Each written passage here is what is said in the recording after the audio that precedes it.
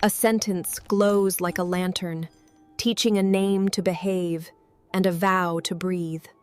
Feast days walk by inches. Continuity can comfort and, sometimes, anesthetize. Questions in chains become altars. Control speaks softly, grammar made of footnotes. Not mercy if it forgets the name.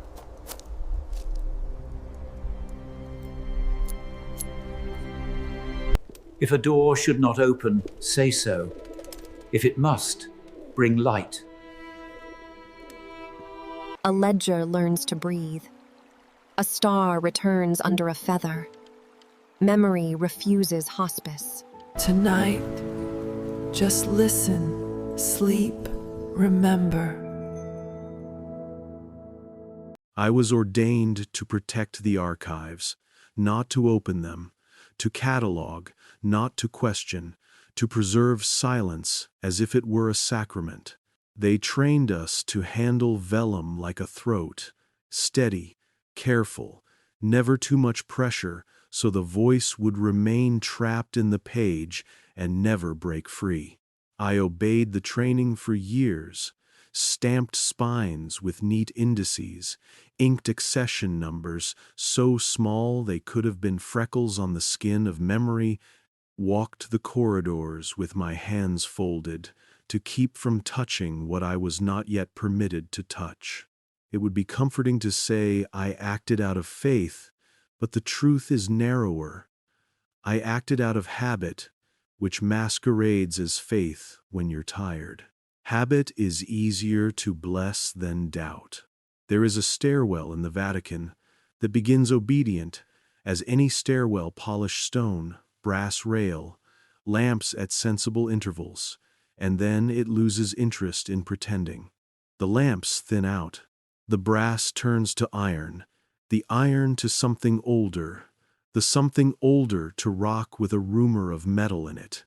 The air drops a degree at each landing until it holds in your lungs like a coin you forgot to swallow.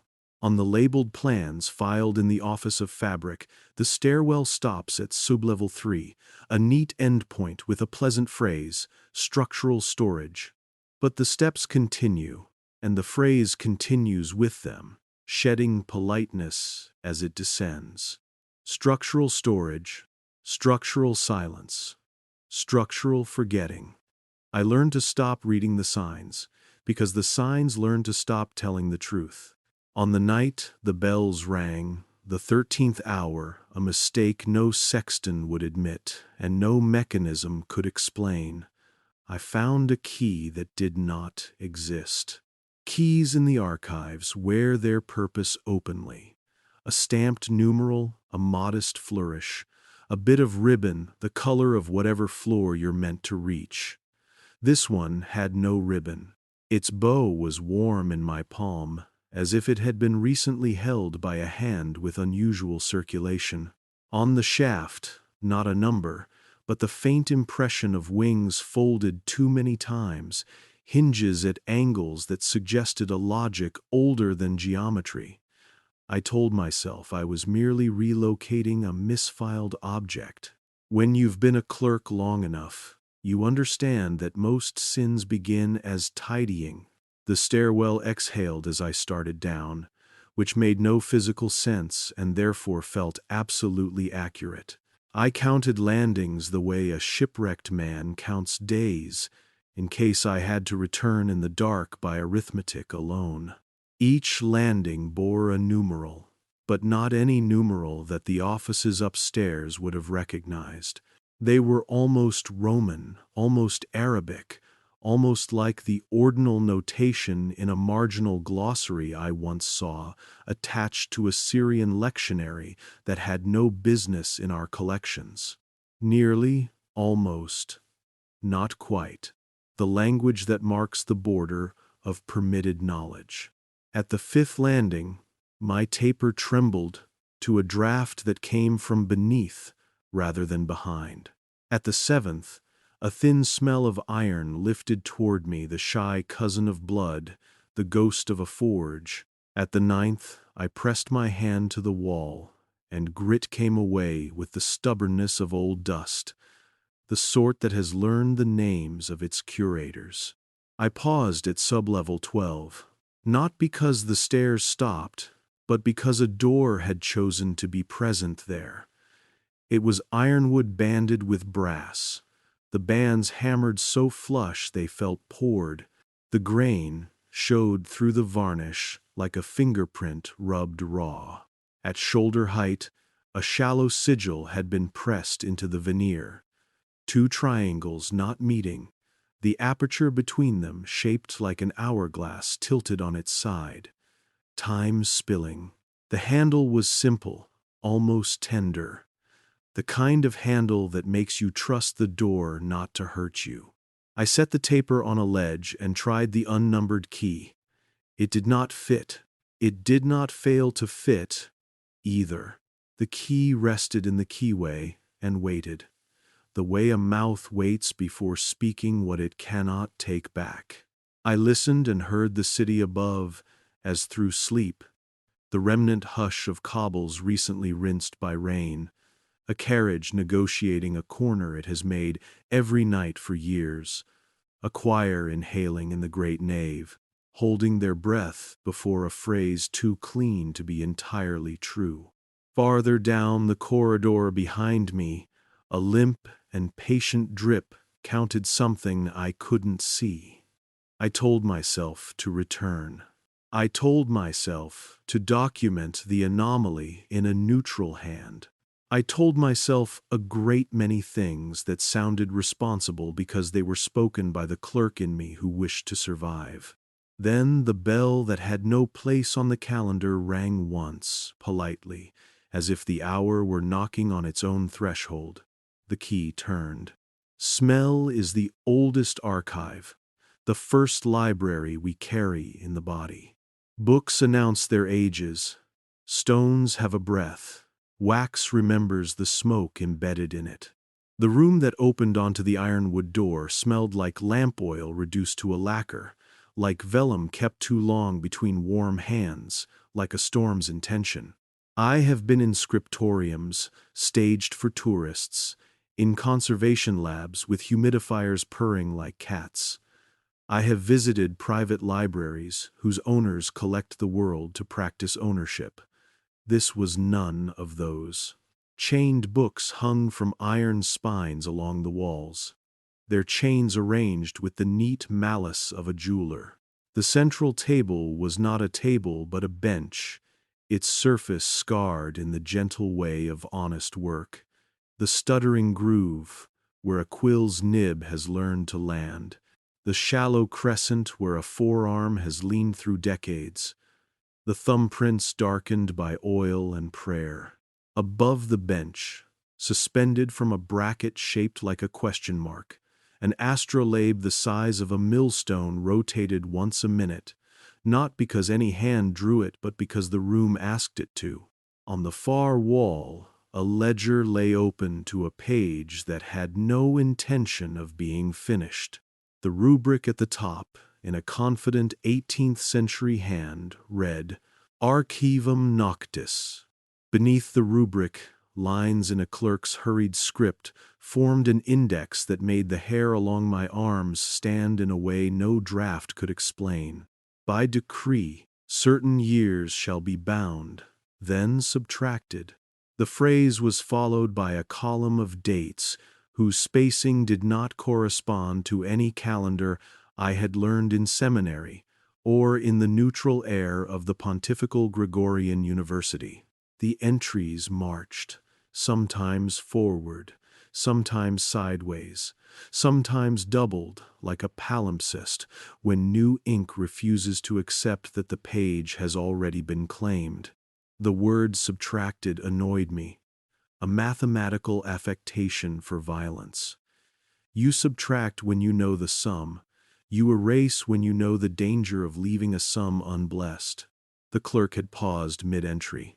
Beneath his unfinished line, a correction in red, neat as a prayer. Remember them elsewhere. Elsewhere is a generous word until you realize it has a specific postal code. I reached for the ledger and felt it reach back, not with movement, not with tenderness, but with the willingness of an object to accept a new fingerprint. I withdrew my hand to test my own superstition and took up instead a smaller book that had swaggered onto the table with a spine like a dagger. Its title scratched into deerhide in a script that looked weary of being deciphered, Index of Forbidden Calendars, a petty title trying to conceal its appetite. The prologue began as all sensible prologues do, with an apology for necessity. In the long work of harmonizing rights and rulers, we beg indulgence for the following adjustments. The word harmonizing philanthropizes power. I turned a leaf. The margins were alive, with another hand, skips, spikes, the little flares of ink where a nib catches and the writer refuses to slow. Not adjustment, the marginalia insisted. Pruning, not harmonization. Anesthesia.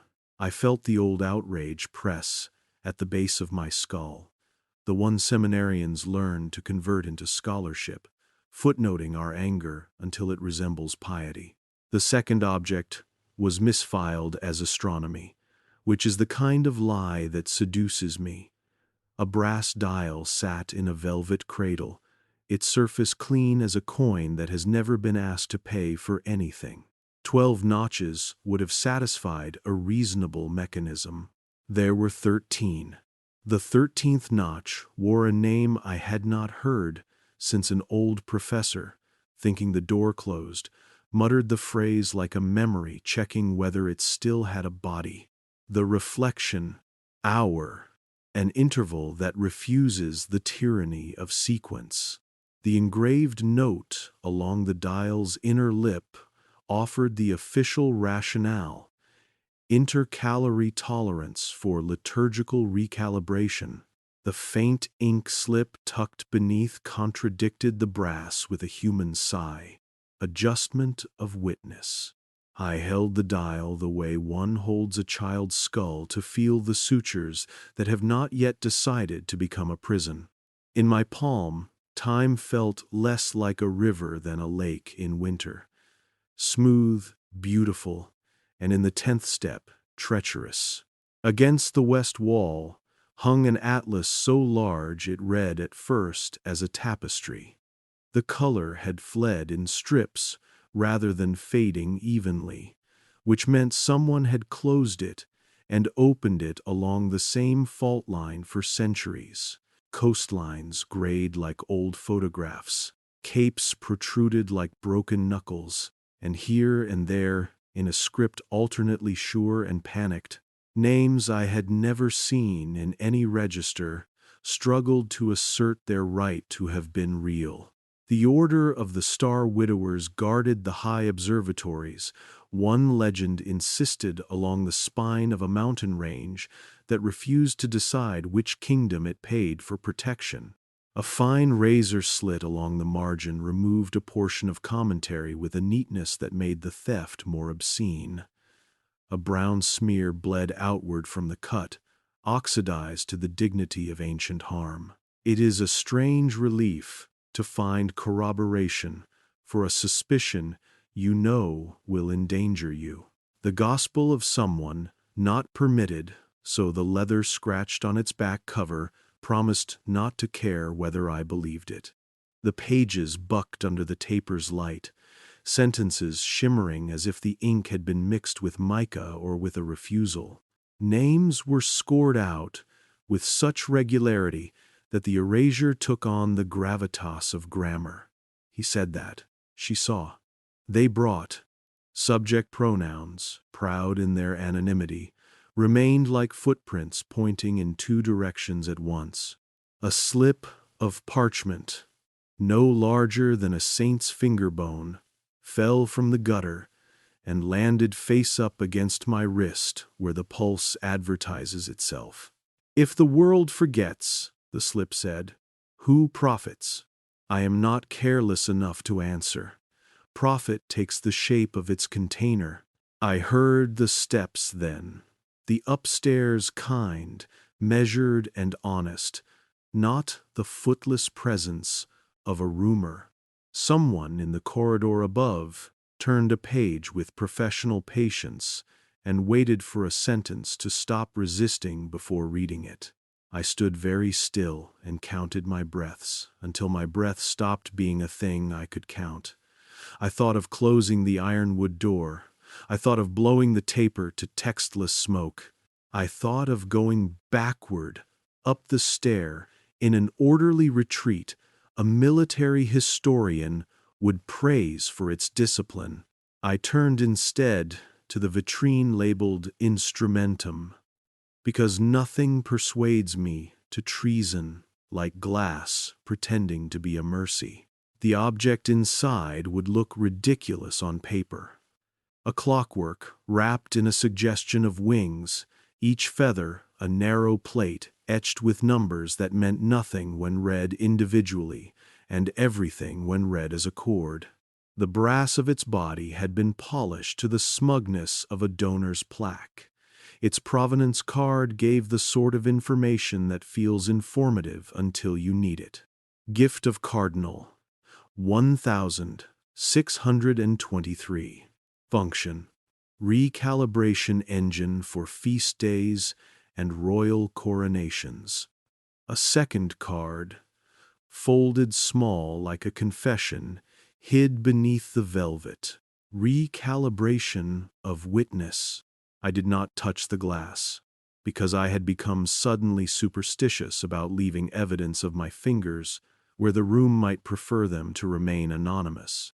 Along a narrow corridor that pretended to be an aside, the faces of saints were arranged in chronological obedience, yet they shared an eccentricity too consistent to be accident.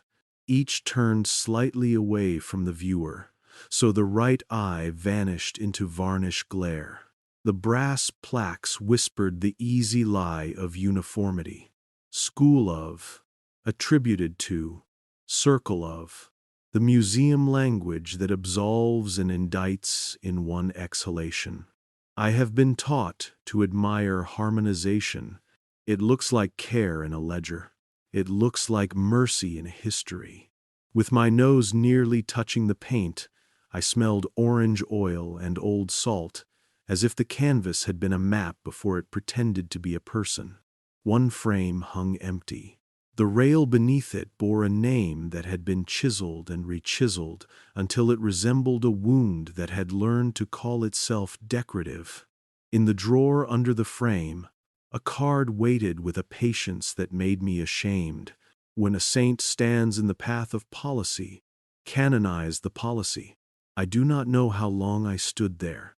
Time in rooms like that rifles itself, as if searching for a lost thing it once had the sense to hide. The 13th bell did not ring again, but the air remembered it. You learn, after enough years of prayer and paper, that air can remember. I put the deer-hide book back exactly where it had been. I put the dial back with the 13th notch, aligned to nothing in particular. I closed the ledger for Archivum Noctis to the width of my smallest finger, and no farther. I wanted to be the kind of man who walks away. Instead, I noticed the altar. I did not notice how I crossed the room without crossing it. The room folded. I unfolded.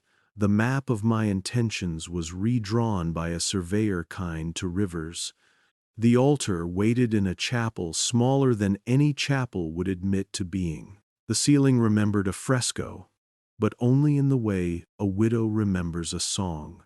The slab was obsidian, a black so lucid it made a lie of black. Along its edge, a groove had been cut with the generosity owed to a fluid that requires a path. Above the slab, on the wall where an image would have hung had anyone been willing to be seen in that room, an inscription offered itself in 6 languages that translated each other and betrayed each other by turns. We trade the weight of memory for the order of empire. We offer forgetfulness as anesthesia. We prune time that the harvest may not fail. We keep the peace by falsifying the past. Each sentence took turns being the honest one. Each was guilty in a different way. 7 copes hung ready on pegs, their hems embroidered with a geometry of wings. If you have never seen a math proof throw a shadow, it is because you have not asked the wrong question in the right room. The hems were darkened in a way fabric historians would politely call patina. The liturgy book on the lectern was not a book at all, but a ledger that had gotten religion. Dates on the left, names on the right, a column for justifications so bland they could have been recipes. Emergency, pastoral necessity, doctrinal hygiene. And the last column, lettered in a hand that wanted to be pretty and failed, transferred to silence. My finger found the groove in the obsidian because all grooves teach the body the lesson they were cut to teach. The stone felt cool, then warm, then not anything at all, which was somehow more frightening than warm. The room inhaled with the quiet of a theater in the instant before the overture begins, and the overture, when it came, was entirely mechanical. A rustle of papers in a room above mine, the measured click of a lock aligning with the inevitability of its key, the complaint of a hinge that had promised to be silent and therefore resented being used. I tell you the truth as I understand it. I did not begin the rite, but rites are like habits.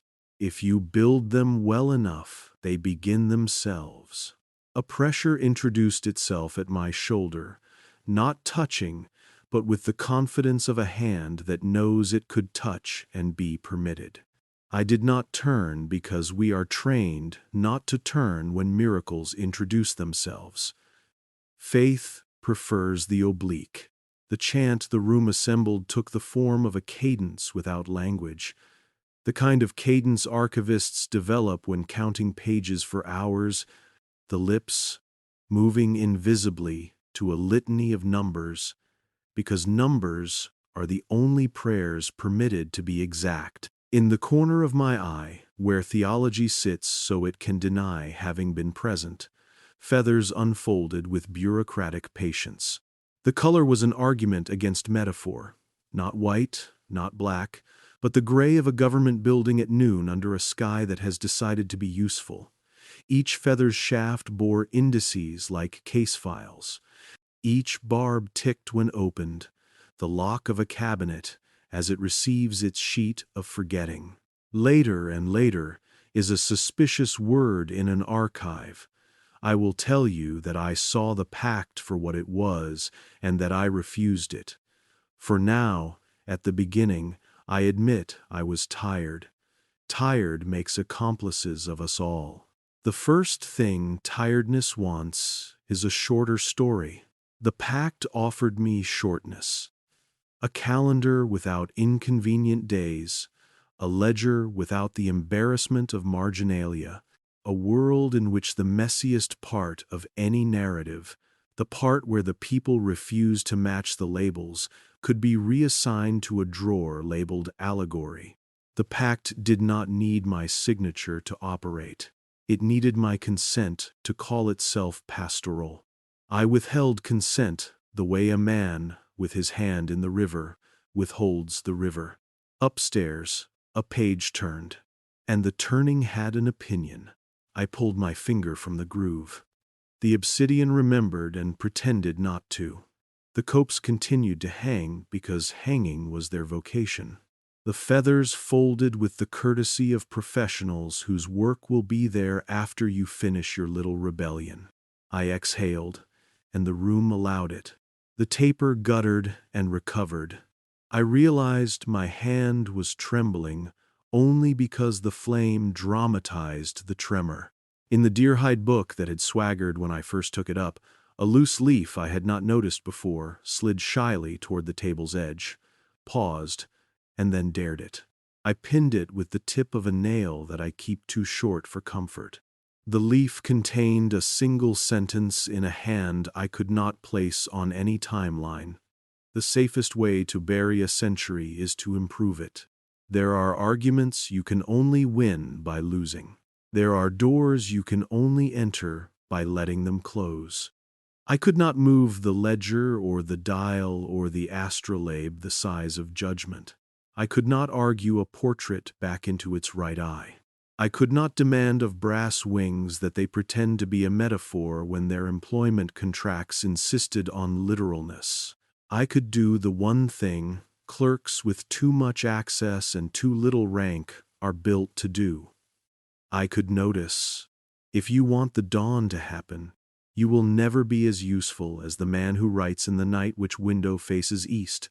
I took up my pencil, the small one I tuck into the seam of my sleeve, because habits also masquerade as weapons, and I wrote on the back of my hand the only inventory that mattered: door, ledger, dial, atlas, clockwork, altar, copes, inscription, groove, feathers. I forced my left hand to hold still while my right handed it a memory. The graphite looked like the beginning of a bruise.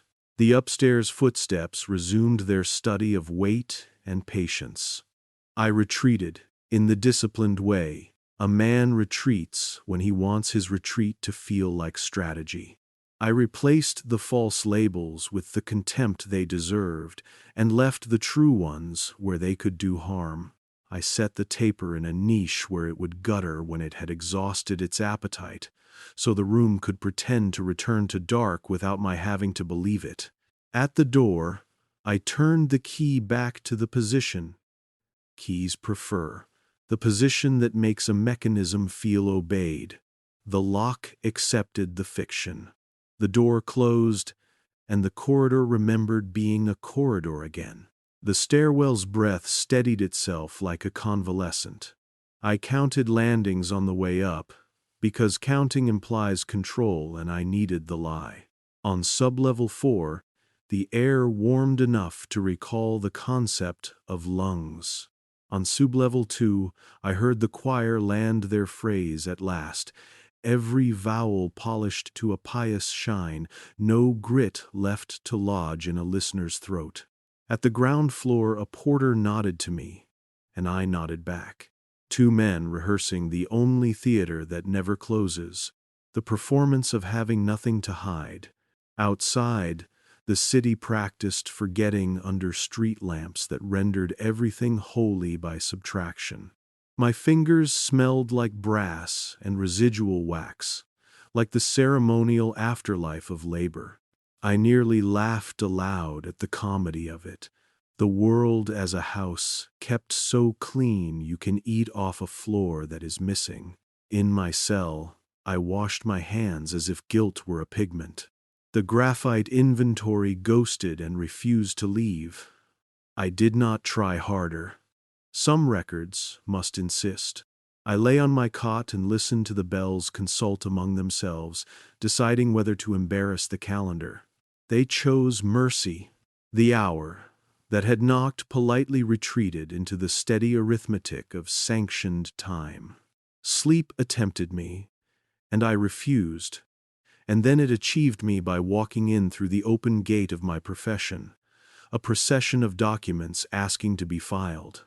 But even in that procession, a door kept itself present in the corner of every page, an aperture shaped like an hourglass tipped on its side.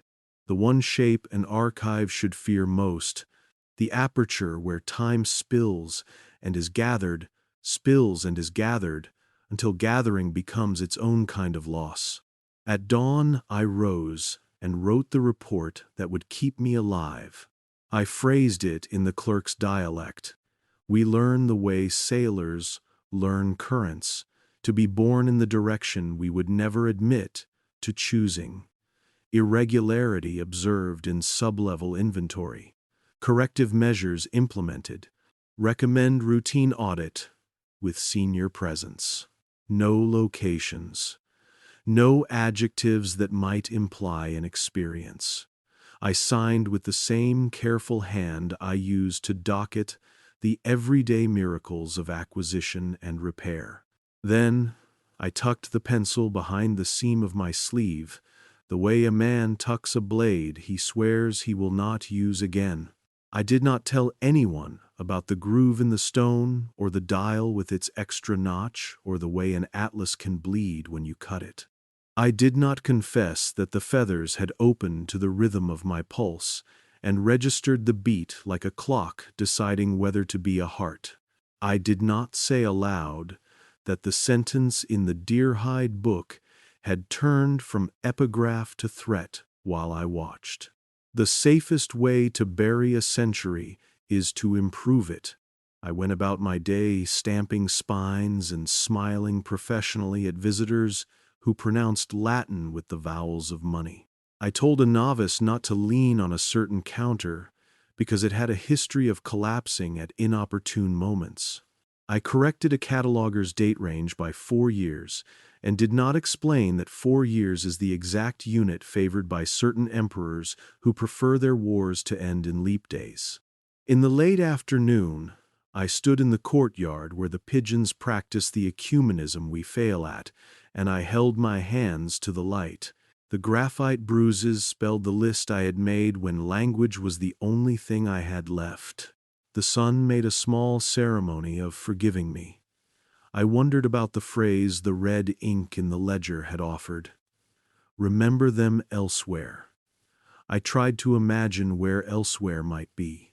In the mouth of a child who mispronounces a saint's name and is corrected into silence, in the way a teacher learns to pause before telling the wrong truth, in the rumor that arrives in a village, saying the festival has been moved and no one can say why, in the miracle that takes the credit for a scientist's patience, because the scientist is dead and the miracle is easier to love.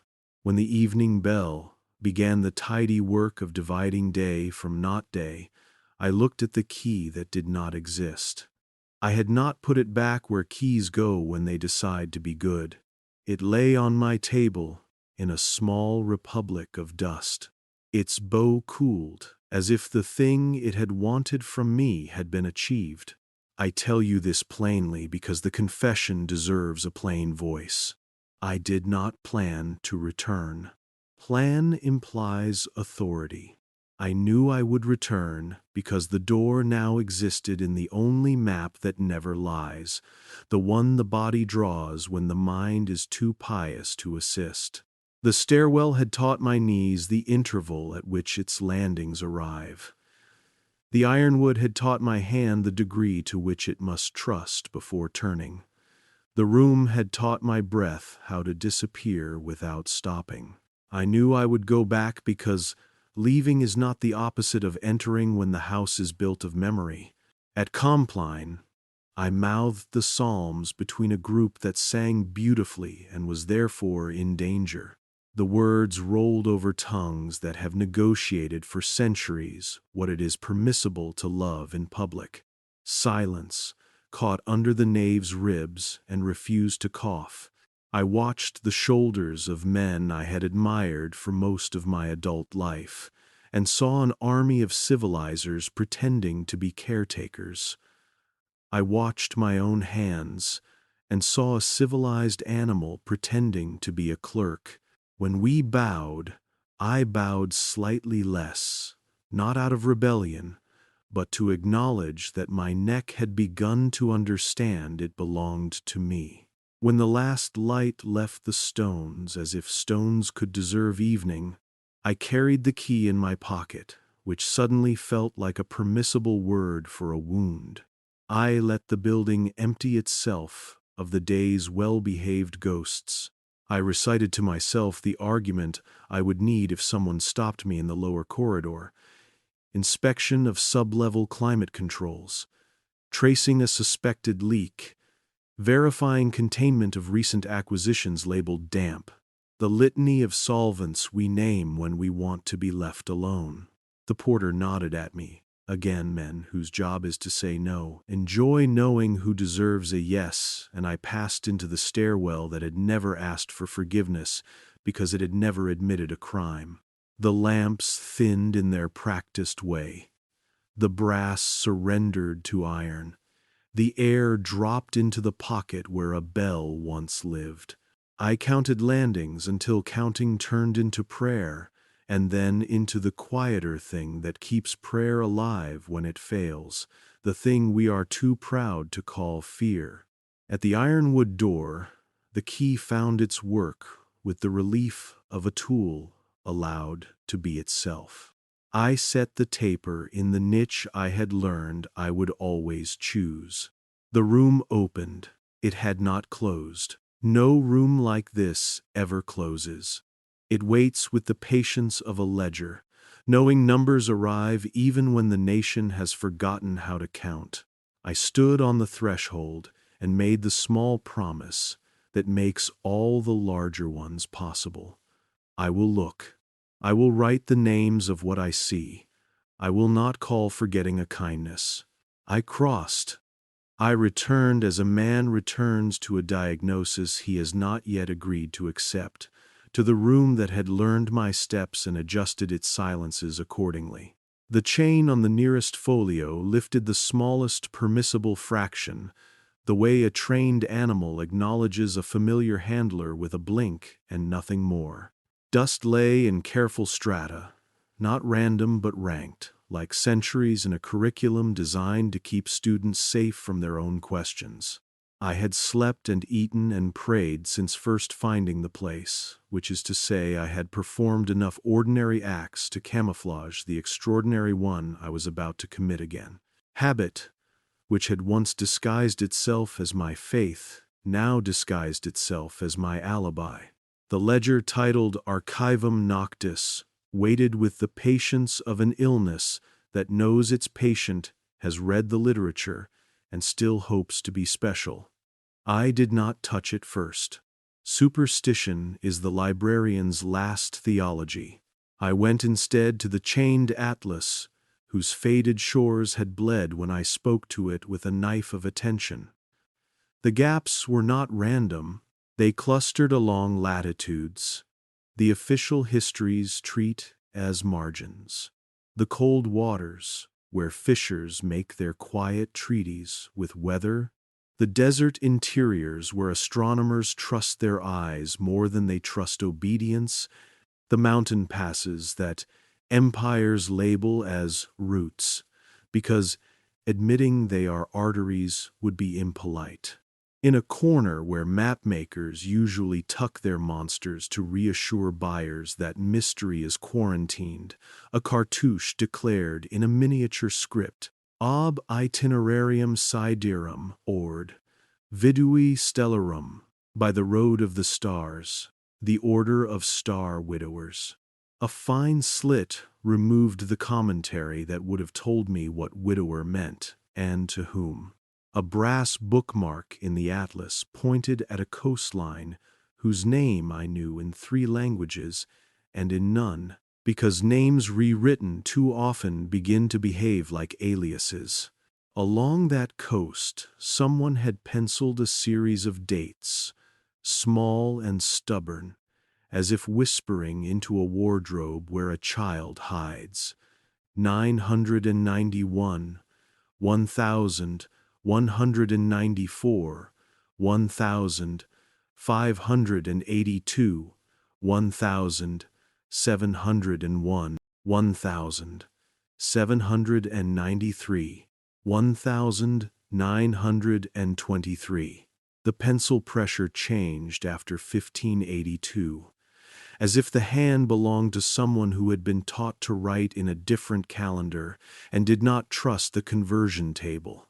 I recognized the official story, Gregorian reforms, astronomical correction, papal prudence, and felt the relief that comes when a suspicious mind finds at least one solid chair in a room full of collapsible furniture. Then I noticed that each penciled date corresponded to an annotation in the ledger across the room, and the relief abated into its truer shape, a cue to keep reading. I freed the deer-hide volume, Index of Forbidden Calendars, with a care normally reserved for souls and newborns. The index entries were not lists so much as diagnoses of appetite. Each calendar described not only a method for reconciling sky and ceremony, but a habit of mind the calendar rewarded. One village counted by eclipses and therefore learned the posture of waiting for what interrupts. One court counted by victories and therefore starved in years without a war. One monastery counted by refused temptations and therefore mistook exhaustion for virtue. The marginal hand, the impatient one, the one that wrote like a lit fuse, kept translating piety into policy. Not adjustment, but rationing. Not correction, but choreography. Not prudence, the hand wrote once, with more pressure than ink, but anesthesia. The brass dial with 13 notches sat in its velvet like a saint who had finally agreed to be praised. I turned it with 2 fingers and listened with my skin for the grit of misuse. It moved cleanly. Whoever had maintained it the way an honest sexton oils the hinges of a door he never intends to open. 12 notches, named holy hours, everyone upstairs could bless. The 13th notch kept its name like a rumor that has survived domestication, the reflection hour. Not a mystical addition, not an occult blasphemy, but a practical accommodation for the fact that the world does not always consent to be narrated in sequence. In the gouge, where a fingertip lands when doubt wants proof, someone had pressed a smaller symbol, barely a thought.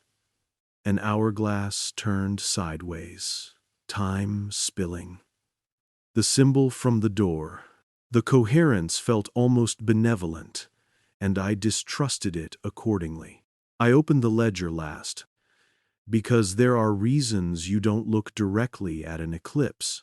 The rubric glowed in the taper's breath, Archivum Noctis, and the entries below it had multiplied since I first saw them. The way cells multiply in a petri dish left in a warm room, vigorously obeying a mathematics that pretends to be destiny. By decree, certain years shall be bound, then subtracted. Columns marched with clerkly righteousness. Dates, justifications, signatures.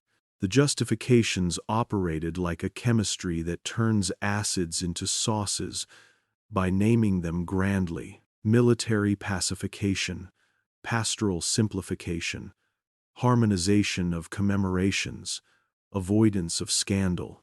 Scandal is what institutions call memory, that behaves like a witness. The red correction returned beneath that formulaic cruelty. Remember them elsewhere. A new hand had added a short gloss below, in the tone of a sacristan instructing a child on candle safety. Elsewhere is wherever a body cannot testify. When you stare at enough instruments of forgetting, your own memory begins to file its protests. I remembered a morning in seminary, when the professor drew the history of calendars on the board, with the eroticism reserved for equations and maps. How we all smiled at the neatness of reform. How we all found ourselves charmed by the intellect that could take the cosmos into account and persuade dates to submit. We lost 10 days, he said kindly, as though delivering a eulogy for pets. But we gained accuracy. What I had not heard then, and what the ledger sang to me now, in a key no choir would dare, was what had been buried inside that accuracy.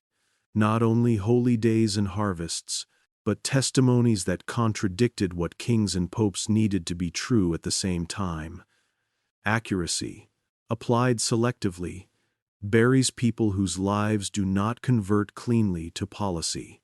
A sleeve of chained pamphlets to the right of the ledger bore a tidy label, Concilia Minora Minor Councils. I read minutes no one had intended for posterity, where the world looks more like itself because the writer thought the world too small to matter.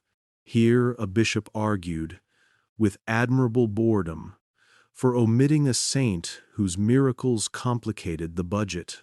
Here, a secretary recorded that a plague would be retrofitted as moral instruction for cities that had disobliged a donor. Here, a vote passed to rename a rebellion as a migration, and to commemorate the date not with candles, but with a procession celebrating the emperor's prudence.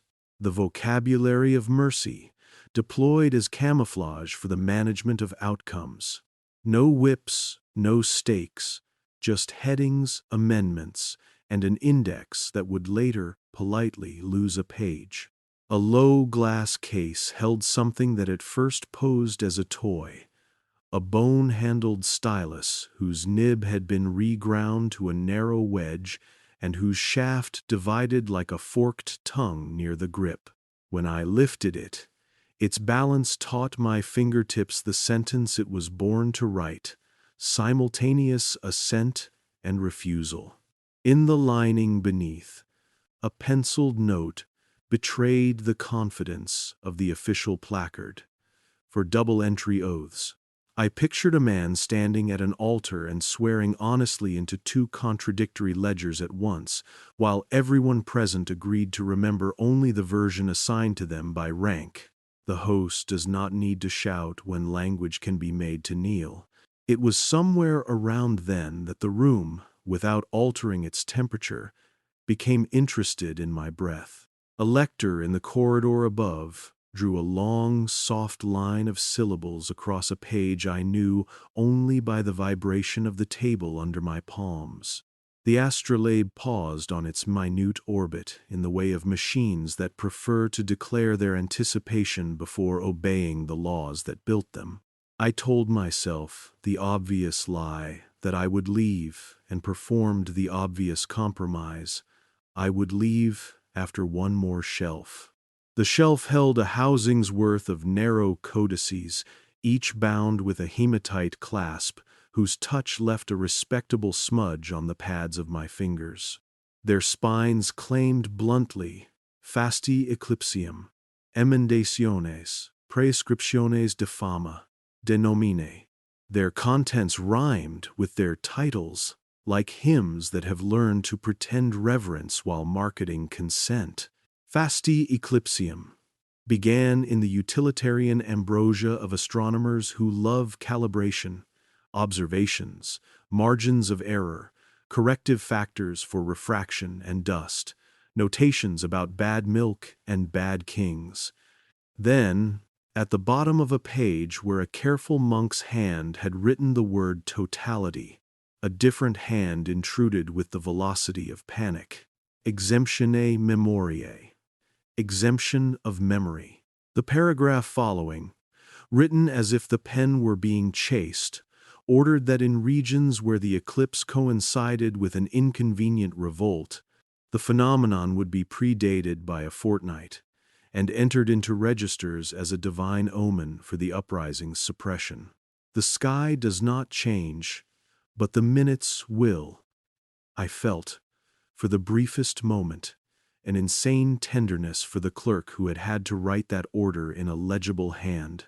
Emendaciones read like an apology at first, notes on corrections for obvious copyist errors, name inversions, transposed numbers, and then, with the discreet turn institutional prose always takes at a certain depth, a reclassification of inconvenient testimony as error by definition.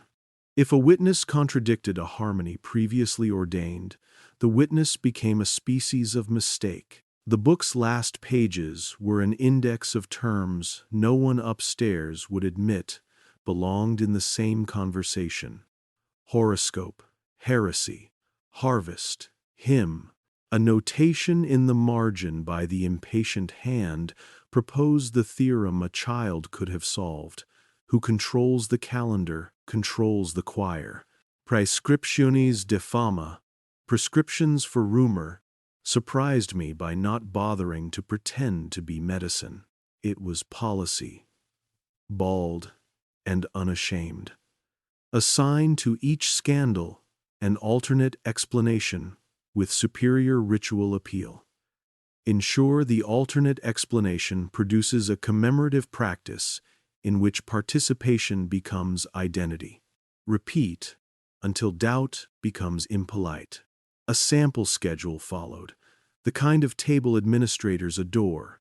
Week 1 announced discovery of saint's relic that coincidentally neutralizes fiscal shortfall. Week 2, commission hymn. Week 3, procession. Week 4, miracle story. Week 5, release corrected map. Week 6, amnesty for minor offenders who convert publicly. Week 7, announce calendar reform. Week 8, archive minutes. Classify as pastoral. I closed the book with the sort of care one affords a contagion jar. De nomine concern names, not their poetry, but their engineering. The first section described the manufacture of doubles, saints who could absorb the splinters of too many local traditions, heroes reissued as martyrs, queens filed as widows of bishops, so their inconvenient authority could be domesticated by grief. The second described deletions so tender they would be praised as minimal, the letter removed so a surname would not match a rebellious town, the epithet softened so a slaughter would become a diminishment, the alias granted to a pope who had briefly been two men at once, neither of whom could be allowed to remain. In the gutter of the signature page, an annotation: to remove a name is to charter a ghost. The host does not haunt, it audits. All the while, the brass dial with its 13th notch waited like a patient that knows the physician will eventually propose the knife. I turned to it now with an appetite that disgusted me. I set the notch to the invisible interval between 2 hours that had learned to coexist only under threat. I expected sound, a rupture, the dramatic crash that rewards cinematic disobedience. The room preferred comedy. The small, humiliated click of a bureaucracy asked to move at a speed unbefitting its dignity. Files adjusted the thought of their edges. Feathers, unseen and everywhere, altered their angle by a degree so modest an ethical man would have dismissed it. Pages above me settled as if a chair had been pulled under a reader just before she fell. None of it should have convinced anyone that anything had occurred. All of it persuaded me that something had. The ledger's red hand, remember them elsewhere, stared like a witness who refuses to be dismissed by vocabulary. Elsewhere, I said aloud, but barely. The room tolerates voice the way a patient tolerates a visitor, because it cannot forbid it. Where was elsewhere? A confessional where a priest says yes or no, and the word becomes a tunnel. A classroom where curiosity stands in the corner to cool. A studio where a painter is asked to remove a planet because beauty must not become astronomy. A kitchen where a mother suggests using a new name at school to avoid questions that make the principal sweat. Elsewhere is the room next to the room you are in when someone asks you to forget without saying the word. Elsewhere is admissible. Elsewhere is policy disguised as furniture arrangement. For the first time, I permitted myself to imagine the room's origin story not as a conspiracy, but as a series of small favors undertaken by men who wanted peace and had the budgets to purchase it. Perhaps the first pact had not felt like a pact at all.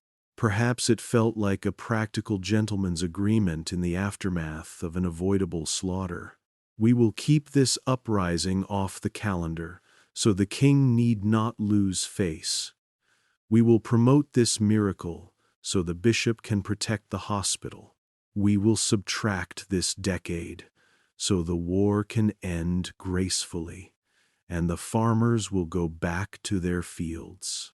Then the habit hardens, and the habit requires a theology, and the theology requires an engine, and the engine requires attendance with salaries and vows.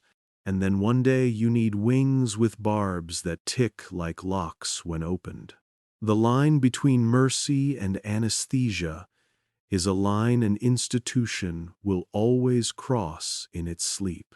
I became aware of the choir overhead, the way you become aware of your heartbeat when you've been sitting too still for too long. They were practicing something in an easy key, a perfect interval designed to flatter architecture. The notes filtered through stone and sounded like water reorganizing itself around a hand. The syllables blurred, as they do when vowels are chosen for longevity rather than meaning. I felt an unreasonable envy of their certainty. They were doing what they had been told makes God happiest, rehearsing their obedience until it achieved beauty. Beauty is a means of forgetting, too. I stood back from the ledger and closed it an inch. The room accepted the inch like a tip. At the entrance, the ironwood had learned my key. Keys do that. When a lock and a hand have auditioned each other enough times to agree on what constitutes being gentle. But before I left, I made a mistake that was not a mistake. I lifted the glass on the instrument case and touched the clockwork's feather with the nail of my smallest finger. The plate was cold in the way properly stored. Silver is cold. My nail left the faintest trace against a patina that had been kept immaculate precisely so it would not betray moments like this. The trace was not a mark. It was an argument. Later, I told myself, I would return and deny the pact again. Later, I told myself, I would learn the names of the clerics who had signed the ledger and go to their graves and ask them to explain the arithmetic of their kindness. Later, I would make a copy, build a dossier, find allies with appetites for scandal. Later is an instrument the host loves. It hums in the same key as the 13th notch. When I stepped into the corridor, the stairwell inhaled me with its practiced discretion. The lamps retreated into their intervals. My feet counted landings without my consent, the way a heart continues at its business after an insult. On sublevel 6, I heard a cough that might have been stone or might have been a man. I rehearsed the neutral phrases that keep a clerk in favor: climate control, damp, accession, routine. On sublevel 3, I encountered the porter's shadow before the porter's face. Late, he said, without reprimand. Early, I said, with a politeness that laundered insolence into tone. We negotiated the smile professionals use when truth would be wasteful. The building exhaled me into air that had not had to learn patience. All day I behaved. Behavior is a costume that becomes a uniform. I corrected a pilgrim's pronunciation because he wanted to be corrected. I uncreased a binding that had developed a hinge memory inconsistent with its period. I signed a receipt for a parcel labeled botanical, opened it in a fume hood, and found the herbarium sheets of a monastery that had measured seasons by the flowering of plants that bloom only when politics forgets itself. Between two bryophytes, a note: we counted by survival, and no one came to sleep to our story. In the margin of a request from a cathedral library for a loan we would eventually deny, I wrote a single word in pencil, small and rude and true: elsewhere. That evening, when the choir's final note found its complacent death beneath the nave, I sat in my cell and made an index on the inside of my wrist. Because paper can be seized and skin is more complicated to requisition. Atlas, calendars, rumor, names, dial, ledger, stylus, feather, I added, as an afterthought that felt like a responsibility. Porter, because men at doors can be allies or instruments, and I had not yet decided who he would be. I rinsed the graphite without conviction. The words did not leave. I lit no candle. I let dark collect in the corners, the way a baker lets flour gather at the elbows, before clapping his hands to make a snowfall he can pretend he didn't expect. Sleep found me with more mercy than I deserved. But even asleep, I catalogued. I dreamed of classrooms where years were removed like splinters, and of kitchens where mothers pressed dates into children's palms as if they were medicine to be taken on the hour. I dreamed of a woman at an easel, painting a sky she swore was true, until a polite letter arrived from a custodian she would never meet, advising that the planet she had remembered be repurposed as a dove. I dreamed of an eclipse that refused to move when commanded, and of a small boy standing in its shadow, counting backward until the officials nodded and wrote his numbers down and then gently changed them for his own good. When I woke, I knew exactly which book I had not yet opened.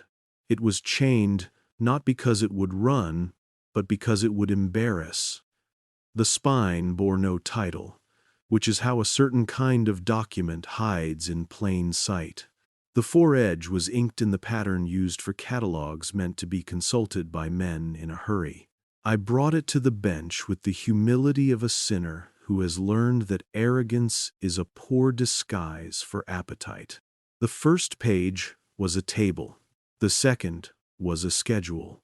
The third was a list of pre-approved epithets, down to the syllable, for the conversion of massacres into metaphors. The book was called in a line so faint you had to agree with it in advance to perceive it.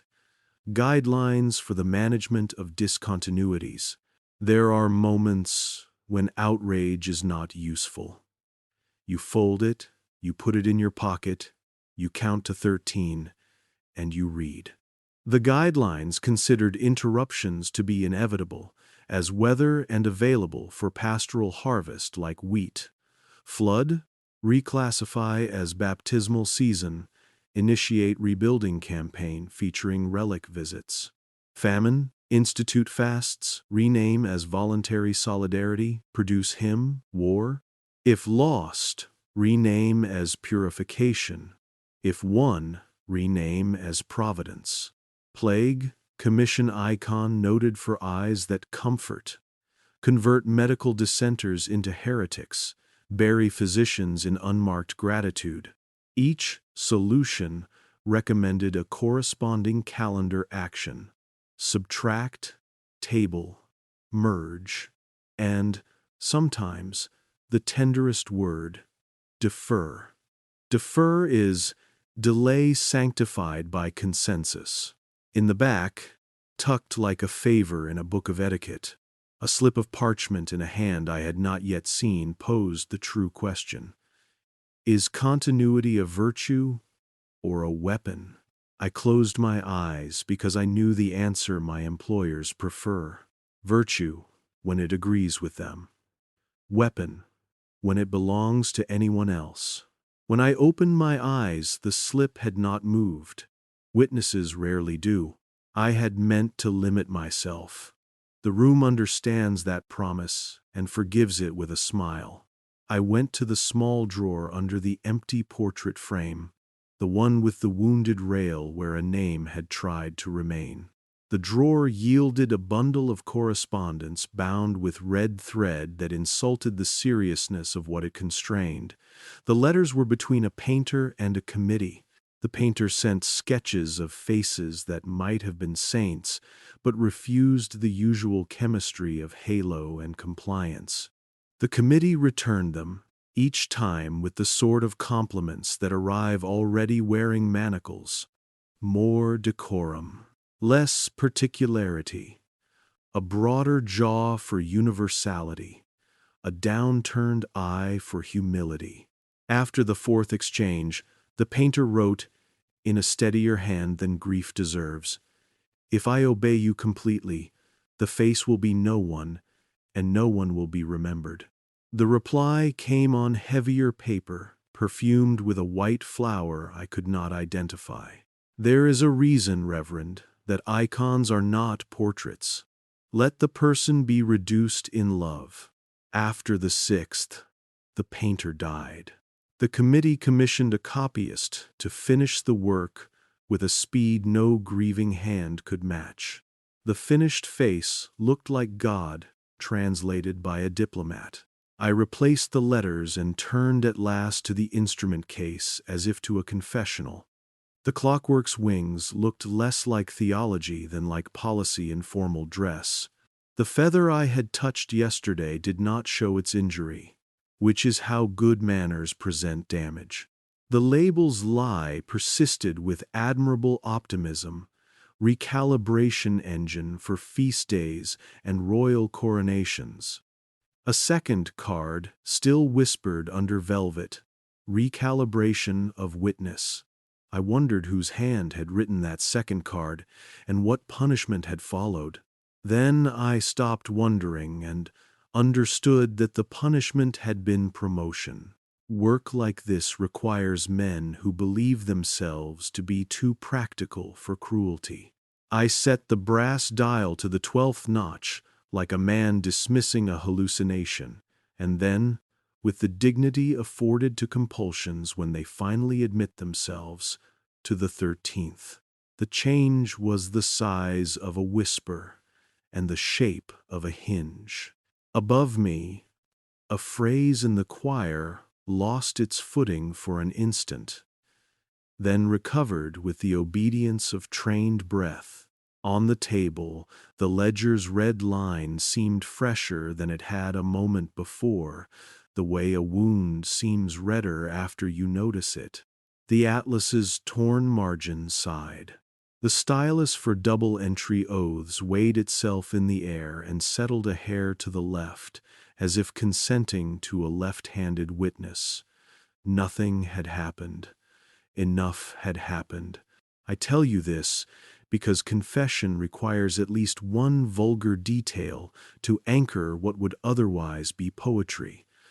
I stole, not a book, not a dial, not a feather, a name. From a note card in the empty frame's drawer, so small and so tired it looked ready to absolve me in advance. The name did not belong to a pope or a queen or a saint. It belonged to a woman who had copied a gospel that had been declared apocryphal by men who did not like the way her verbs treated the world. The card recorded the prior label, anonymous scribe, and the committee's decision to harmonize. I slid the card into my sleeve, where my pencil lives. The theft did not save her. It made me useful to her ghost. The door accepted my exit because it had begun to trust my returns.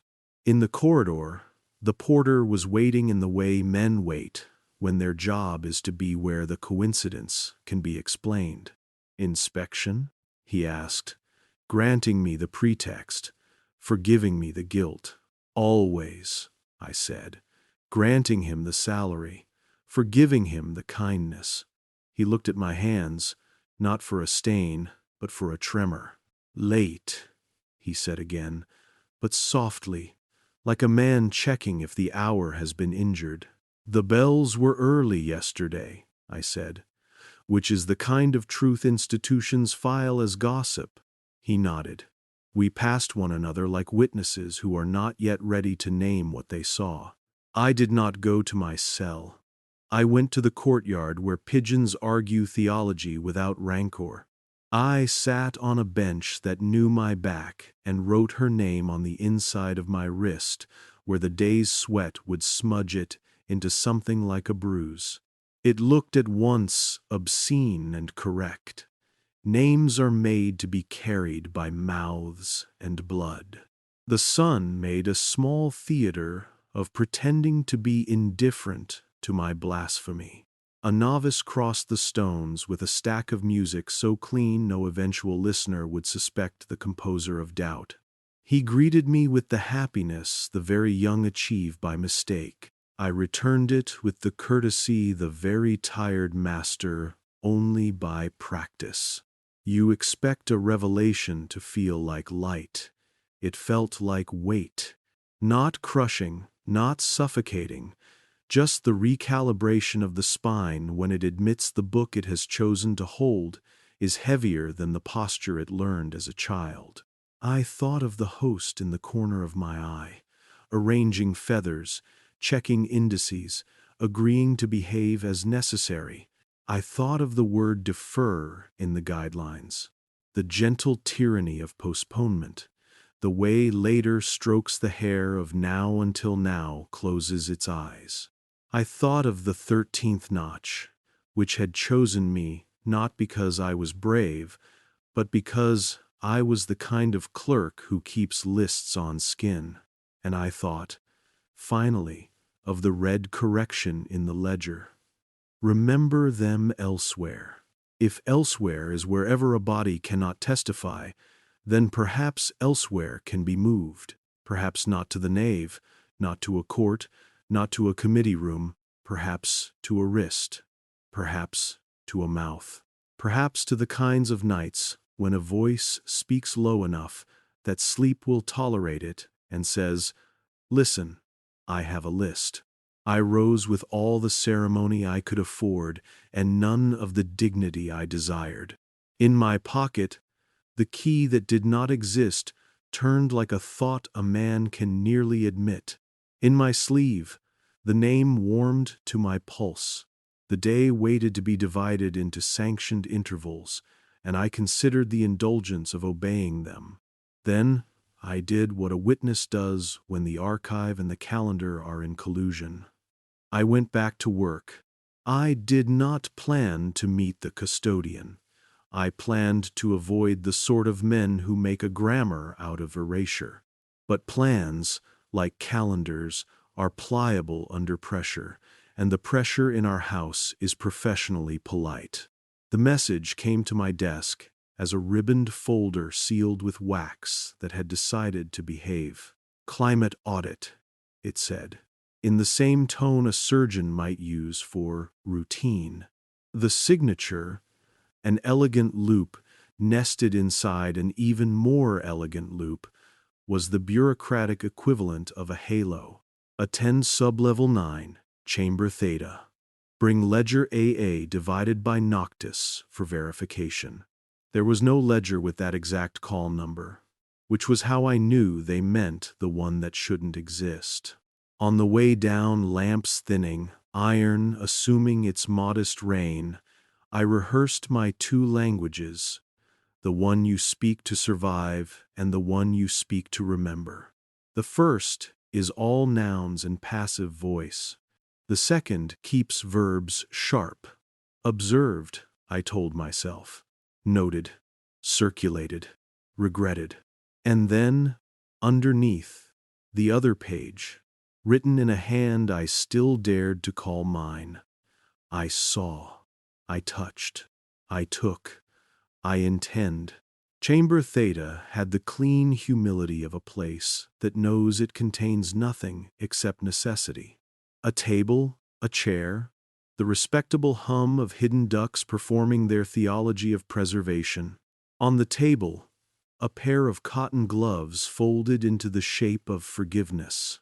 Beside them, the custodian's hand, ringless, a notary's hand that had sworn to be unimpressed by blood. He did not offer his name. Men like him prefer to be nouns.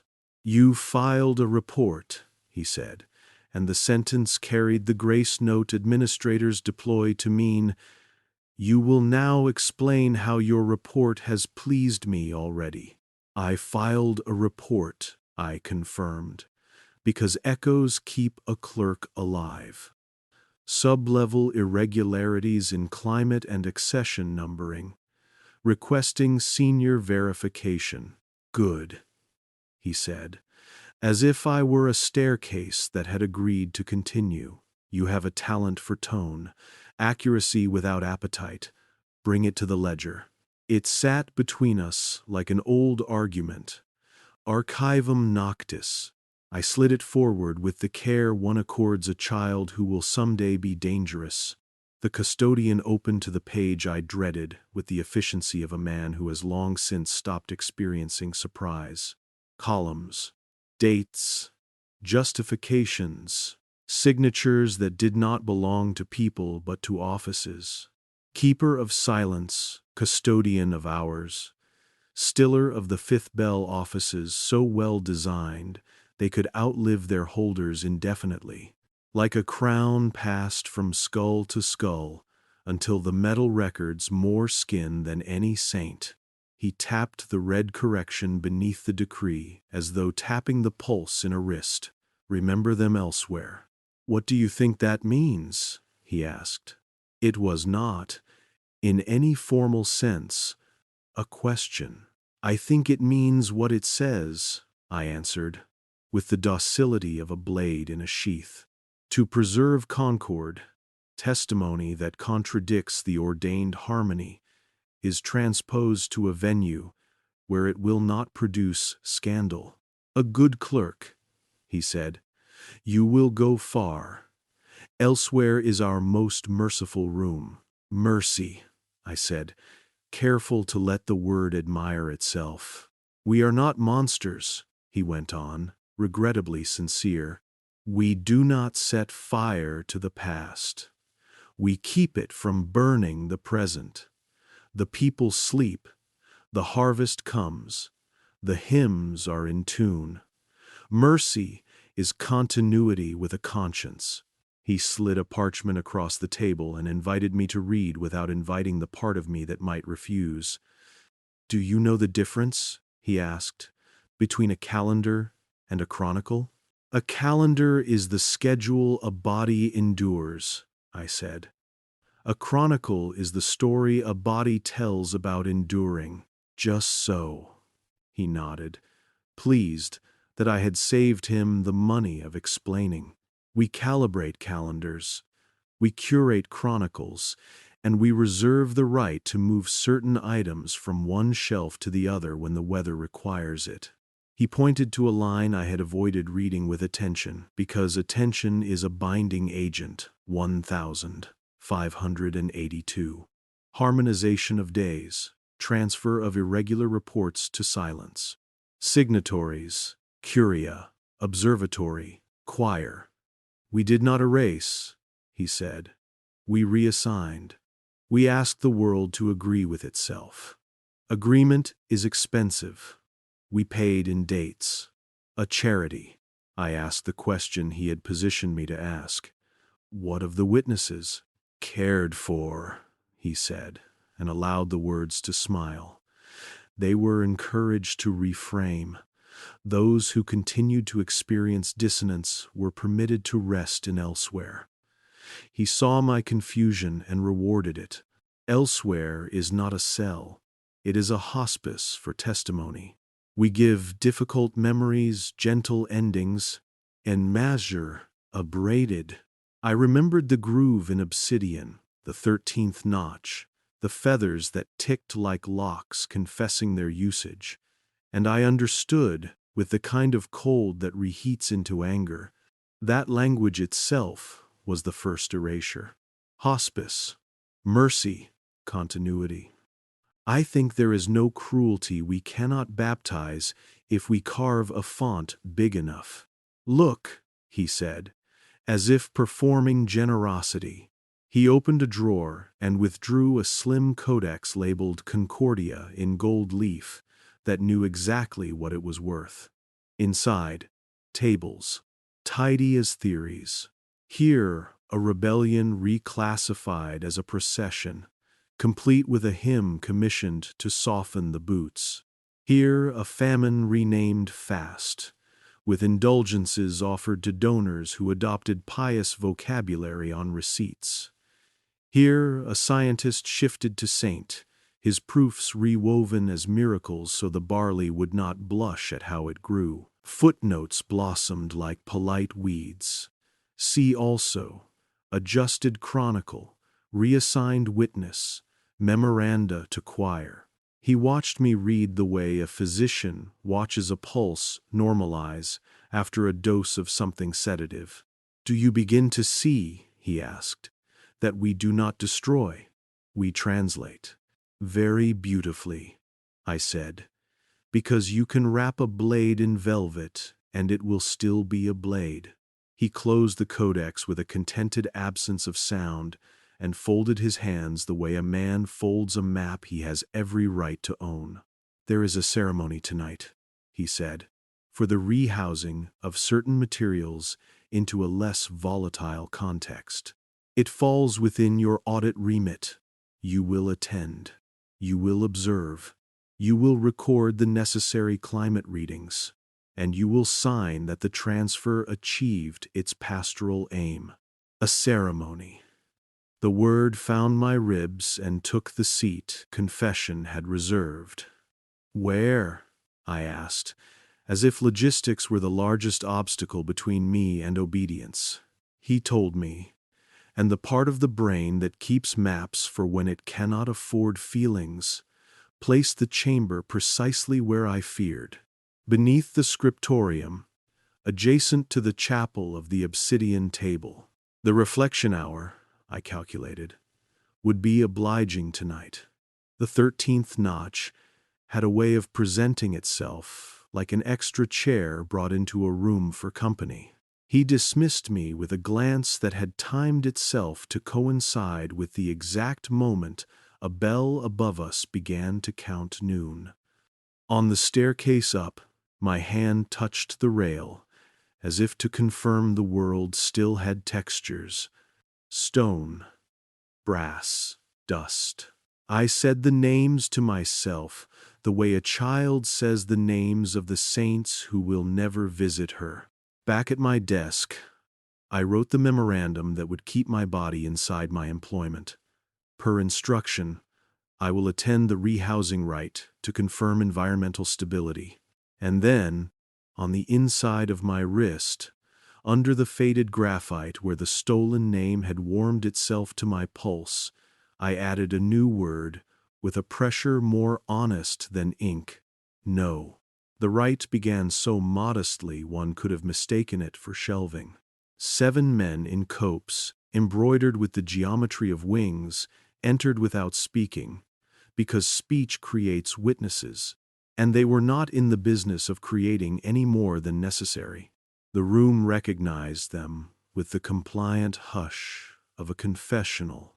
On the altar of obsidian, the ledger lay open to the page that had learned to breathe under the word subtracted. The brass dial, in its velvet, waited like an instrument about to meet its true key. Feathers rearranged themselves in the corner of my eye with the decorum of officials who know they are being observed by an auditor and intend to pass. The custodian presided. He did not bless us. He catalogued us. Present, he said, reading names that were not truly names. Curia, observatory, choir, fabric, archives, silence.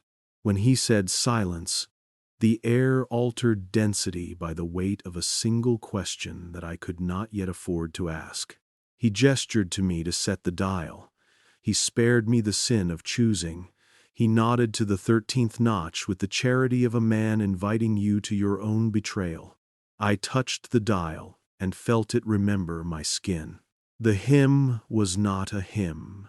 It was a tone, one note rehearsed, until it pretended to be comfort. On the slab, the groove cooled. The custodian read the first item with the joyless tenderness of a bailiff. A chronicle from a convent where the sisters had cured a village by boiling water and washing hands during a plague, after which a bishop had calmly explained that the miracle resided not in cleanliness, but in the relocation of a relic from a city that preferred not to credit women with survival. Rehouse as intercession, he said. Transfer witness to elsewhere. 2 of the attendants stepped forward with the liturgical gloves and lifted the chronicle to an end of the altar I had not previously noticed, where a slot waited with the patience of a mouth. I tested my courage and found it amateur. May I I began, and remembered to be a clerk. Note the temperature, please. The custodian smiled, rewarding my performance.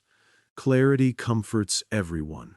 I placed the thermometer where the air had become ambitious, spoke the numbers that would soothe the dossier, and watched as the chronicle slipped into the slot with the efficiency of stories that have been adjusted to travel well. The feathers shivered. The ledger accepted the new line with an eagerness that should embarrass numbers and never does. The second item, an atlas sheet that embarrassed a boundary. The third, a bundle of depositions from midwives who had survived an edict by renaming themselves nurses and agreeing to bless with water instead of naming with breath. The fourth, correspondence between a painter and the committee that had disassembled her saints into halos and corrected her planets into doves. Each time, rehouse, transfer witness, him, click. Why? I asked. After the fifth, breaking the posture of a professional. Must testimony be moved rather than argued with? If the chronicle harms the calendar, why not repair the calendar? He looked at me the way a father looks at a son whose question became inconvenient just after becoming admirable. Because calendars are armies, he said simply. Chronicles are civilians. We do not sacrifice civilians if the army can be supplied by other means. You're supplying it with forgetfulness. With continuity, he corrected. Sleep is a sacrament, too. Sleep is an anesthetic if consent has not been obtained, I said, and stunned myself with the exactness of my anger. Consent, he repeated, not offended. There it is. We obtain it by beauty. The hymn convinces, the procession agrees, the map reassures, the school adopts. Before long, the memory that does not cooperate with the agreed story looks like a trespasser, and trespassers are cared for elsewhere. The hospice, the vent in the altar, the mouth that swallowed names cleanly. I looked down at my wrist, where the stolen name had blurred to a wound I could not sutured into innocence. The custodian followed my gaze as one follows a moth into a flame, because the moth deserves the dignity of choosing. A souvenir? He asked mildly. A habit, I said. Habits, he nodded. The true rulers of the world. He turned the page to a suite of entries that smelled faintly of maritime pages, salt and tar embedded in the paper's memory. Ah, he said, a fisherman's almanac. They counted by currents. They refused to agree that a king's war could move the tides. Stubborn, the sea. He placed the almanac on the slab and nodded to silence. An attendant young, too young to have learned that gentleness is not a solvent, lifted the book as one lifts a child and fed it to elsewhere. I heard, unmistakably, a sigh, not from the book, from the room, from my chest. Stop, I said. The word had the size of a stone. It did not break anything. It noticed. The men did not turn, because the rite's choreography did not include turning for auditors. The hymn did not falter. The feathers adjusted by a quarter barb. The custodian let the moment live as long as a blink, and then sent it to hospice. We are nearly concluded, he said. Sign where the line requests gratitude. Then insur. One turd. I cannot, I answered, voice secular, hands religious. Not as written. He did not threaten me. He offered paperwork. We can accommodate reservations, he said gently. A footnote. Your profession loves those. Scribble that you observed signs of agitation, that you recommend, perhaps, a slower rehousing schedule to preserve the integrity of, he considered, which department I needed to maintain my dignity, materials, and staff. You want my signature, I said, and my suggestion for how to make anesthesia feel more pastoral. I want your accuracy, he corrected, because it will keep you honest the next time someone suggests that we are villains. Then 10 is simul rebuin and is simul. I don't need villains, I said. I need verbs. We stood there, two men negotiating the price of a century. He lifted the pen with the double nib, the stylus for double-entry oaths, and presented it as if presenting a relic. Here, he said, one line for compliance, one for conscience. Both true. You know how the engine works. Mayan. I held the instrument. My hand knew where to put the weight. My training provided muscle memory for a sin. On the ledger, the thin line waited, pious and patient. I looked at the feathers, at the slot, at the dial set where it should not be set. I looked at the copes with their geometries stitched from proofs that would never be published, because axioms are easier to rule than people. Then I put the pen down. No, I said again, the second time discovering the word spine. I will not call forgetting a kindness. I will not supply you with grammar. Silence department and event leaned closer in the way a tide leans. The custodian did not grow dangerous, he grew practical. Then you will be moved to elsewhere, he said, not unkindly. Your testimony will be preserved in a context where it cannot injure the patient being everyone, he said simply. You won't need guards? I asked, surprised by how preposterously brave I sounded. He smiled, the only indulgence he could afford. You will walk yourself, he said. Good clerks always do. We will permit you to bring a book for the journey. We are not cruel. A name, I said. I will bring a name. That is not a book, he said. It weighs more. He gestured. Then to the altar permission or pity, I could not tell. Say it, he said, your souvenir. Say it before it leaves you. I did not say the stolen name. I said the name of the hour they had tried to take from me. Reflection, I said, and put my hand on the dial. The feather plates made their complaint in a frequency-trained archivists hear best. The hymn wobbled on its single note like a drunk discovering the staircase. The slot in the obsidian closed with the discretion of a mouth that has been warned. The 13th notch is patient, but it is not obedient. What have you done? The custodian asked, which is the question men ask when their instrument fails to agree. Recalibrated witness, I said, returning his card to him word for word. He nodded, as though adding a number. Very well, he said. We will proceed without your line today. There are other pens. There are always other pens. Is-re-are. He dismissed them with a motion that looked like mercy and was simply choreography. The men filed out. Curia, observatory, choir, fabric, archives, and silence. Closed the door. I stood with the ledger, the dial, the slab that remembered the groove my finger had once adored. The custodian lingered, because lingering is the only luxury he allows himself. When you have slept, he advised, this will feel smaller. Sleep is kind. It teaches proportion. Sleep, I said, is your accomplice.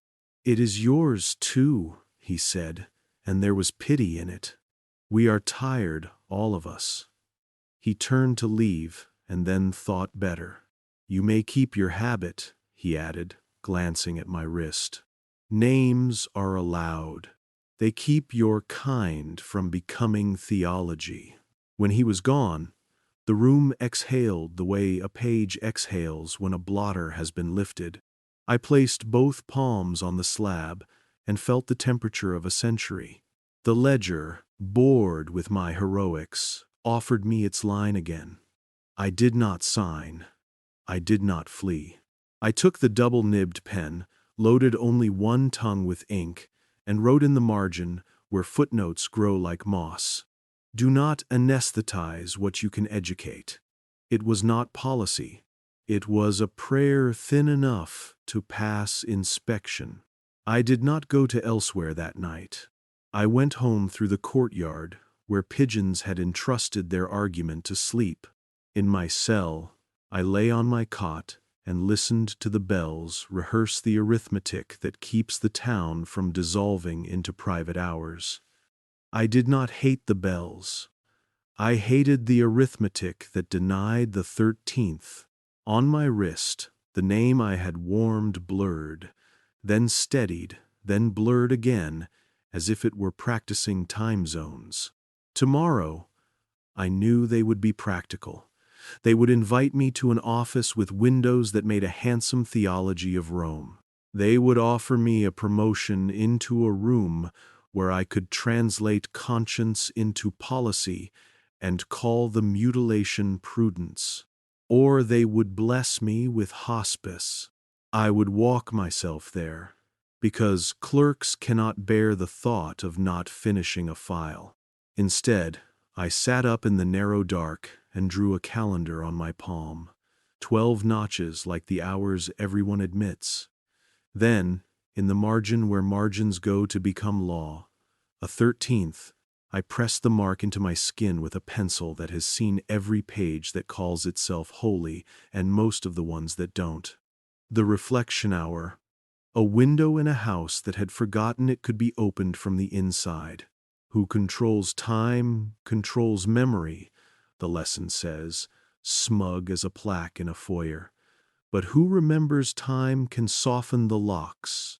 I closed my eyes, not to forget, but to practice the opposite, to learn the weight of what I had promised myself not to anesthetize. Sleep came, worked its gentle conspiracy, and left me with a single imperative I could carry down a stairwell without scandal. Do not sign. Not today. Not when they make it beautiful. Not when they call it mercy. Not when they ask you to put what you saw in elsewhere so the harvest can arrive on schedule. If the harvest depends on forgetting, then it is a famine rehearsed as a song. The bells counted the hours they were permitted, and in between them, the 13th listened, patient, already writing the minute where I would open the door. I arrived before the bells remembered themselves, a courtesy I paid to the hour that would not. The stairwell recognized my feet and pretended not to. On each landing, the lamps practiced their dwindling, from confidence to compromise to a final species of politeness that glows only because it cannot bear the embarrassment of quitting. I carried no folder to justify my descent, only the pencil in my sleeve and the name on my wrist, both more durable than doctrine when doctrine has started to eat its own tail. The ironwood door did not wait for my key. It yielded by degrees, the way a confession yields. First to breath, then to touch, then to the thing in you that has already agreed.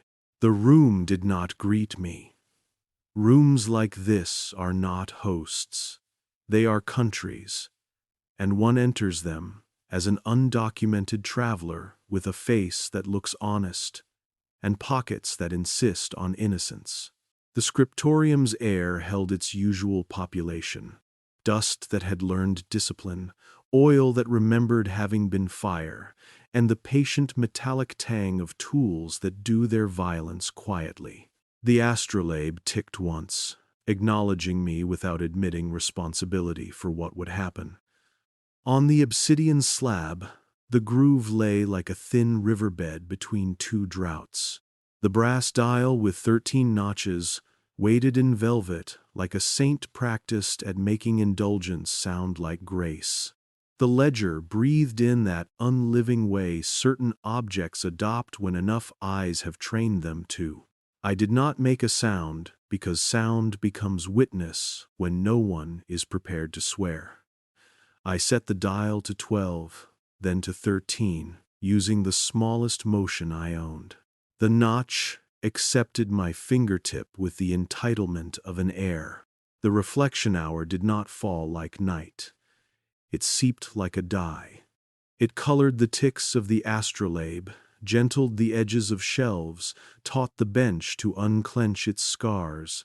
In the corridor above, the choir rehearsed the same vowel towns have slept under for centuries. The vowels slipped, recovered, we were alone. At first, the pact did not arrive as theology. It arrived as weather. Pressure altered, the way a room feels when a crowd is about to kneel in an agreed direction. Temperature lowered, not to chill, but to precision, the kind of cool a surgeon requests and a page demands. The feathers appeared in the corner of the eye the way rain appears on a horizon you pretend not to be walking into. They did not glow. Bureaucrats do not glow.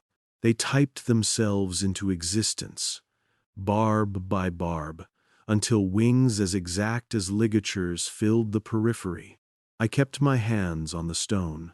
My pulse made a small arithmetic. The slab reported to whatever engine listens. When men are about to trade a century for a story. The first voice I heard did not come from a mouth. It came from the habit that makes institutions possible. We offer forgetfulness as anesthesia, it said, in a tone anonymous enough to be any of the 7 offices that had signed the ledger. We prune time that the harvest may not fail. We keep the peace by falsifying the past. A second voice followed, the kind sincerity uses when it is about to become policy. We do not erase, we translate.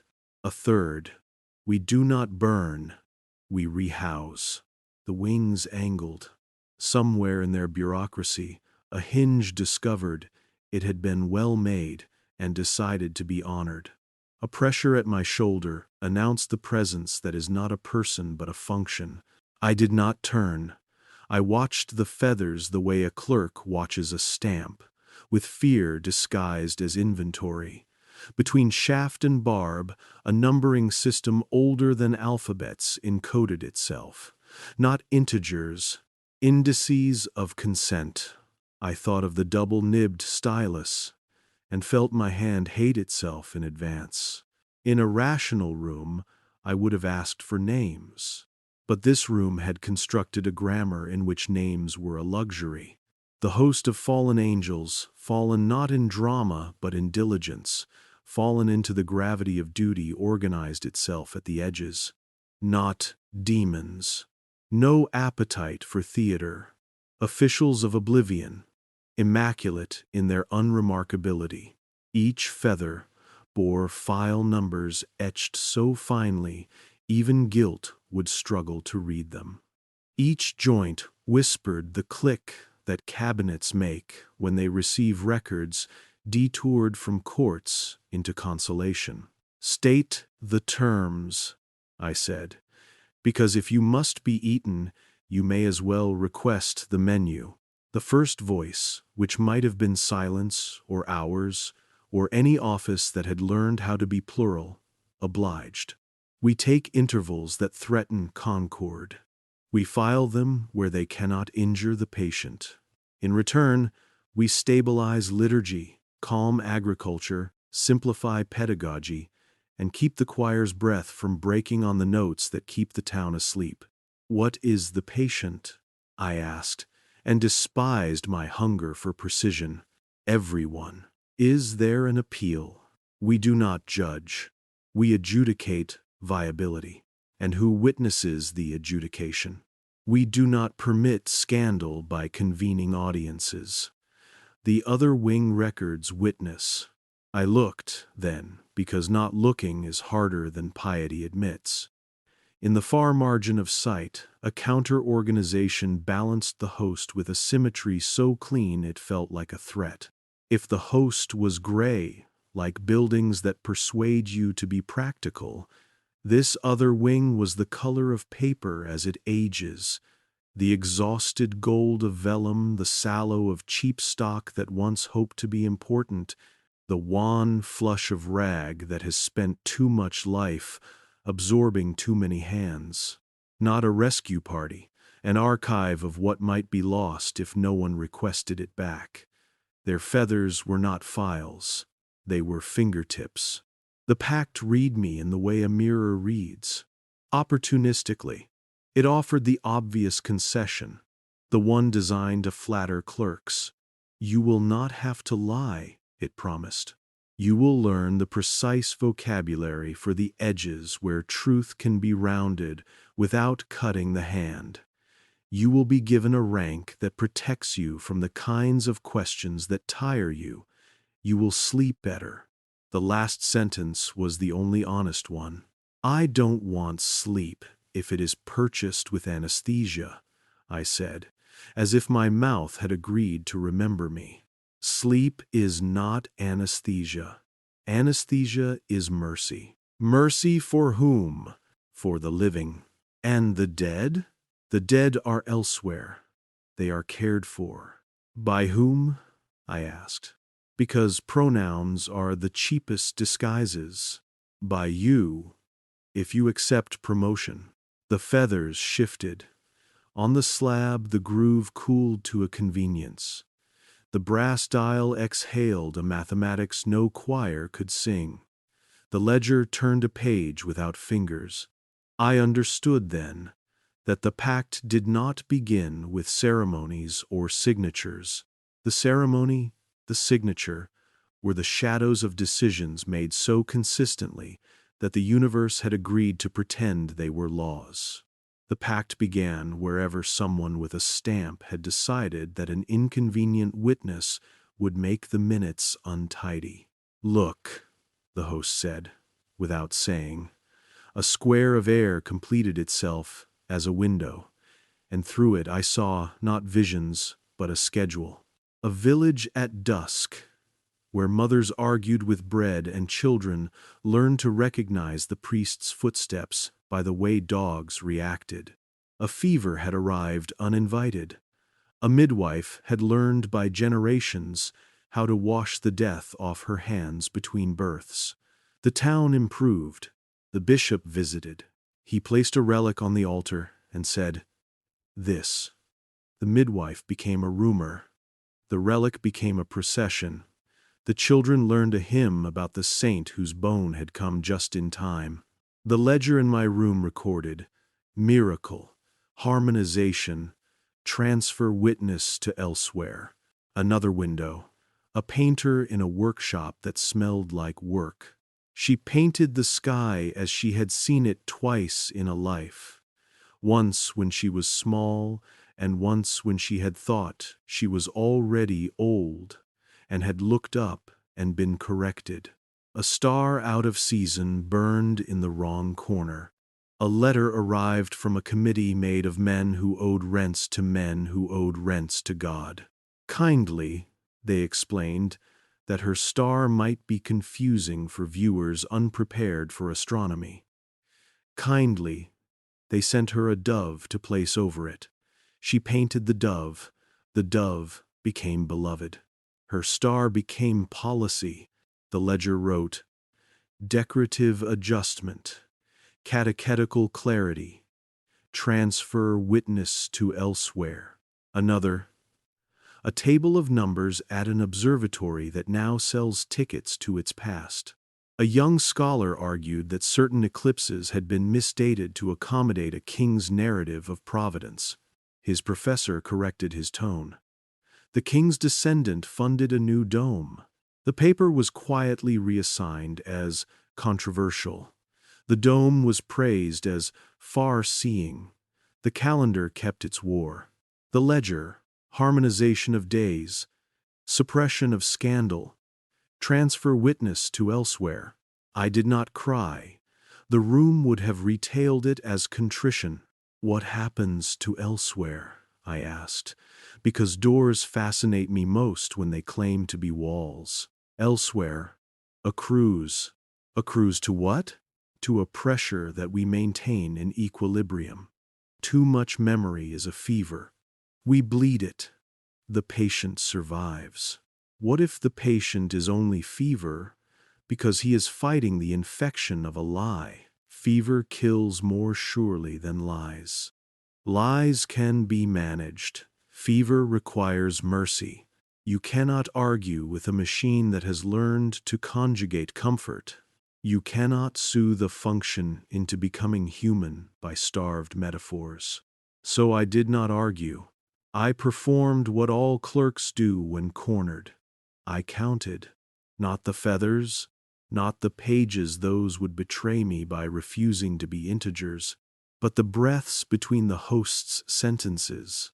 3.5 between anesthesia and mercy. 2 between mercy and living. 4 between living and elsewhere. In that space, a person could fit. Terms, I said again, not because I hope to bargain, but because language is a leash that sometimes remembers it used to be a rope. The host obliged, with the patience of a judge who knows the verdict is not at risk. Attend the rites, sign the lines, learn the grammar that keeps the town asleep. As your reward, be spared the indignity of having your conscience translated into paperwork you do not get to draft. Keep your small rebellions where they can do no harm, on your wrist, on slips of paper, in rooms where the choir cannot hear you. Be promoted, be trusted, be tired. What is the forfeit? I asked, as if gambling were sacred. If you refuse, you will be moved to elsewhere.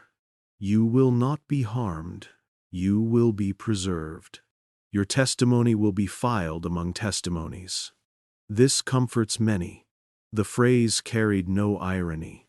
Comforts. Many is the anthem of institutions. What if I break the seal? I asked, and felt the room pivot toward me the way a cat pivots toward the falling of a glass. The wings held, the dial stilled, the ledger concentrated. Do not. Why? Because we have arranged the present on the expectation that certain intervals will be damped.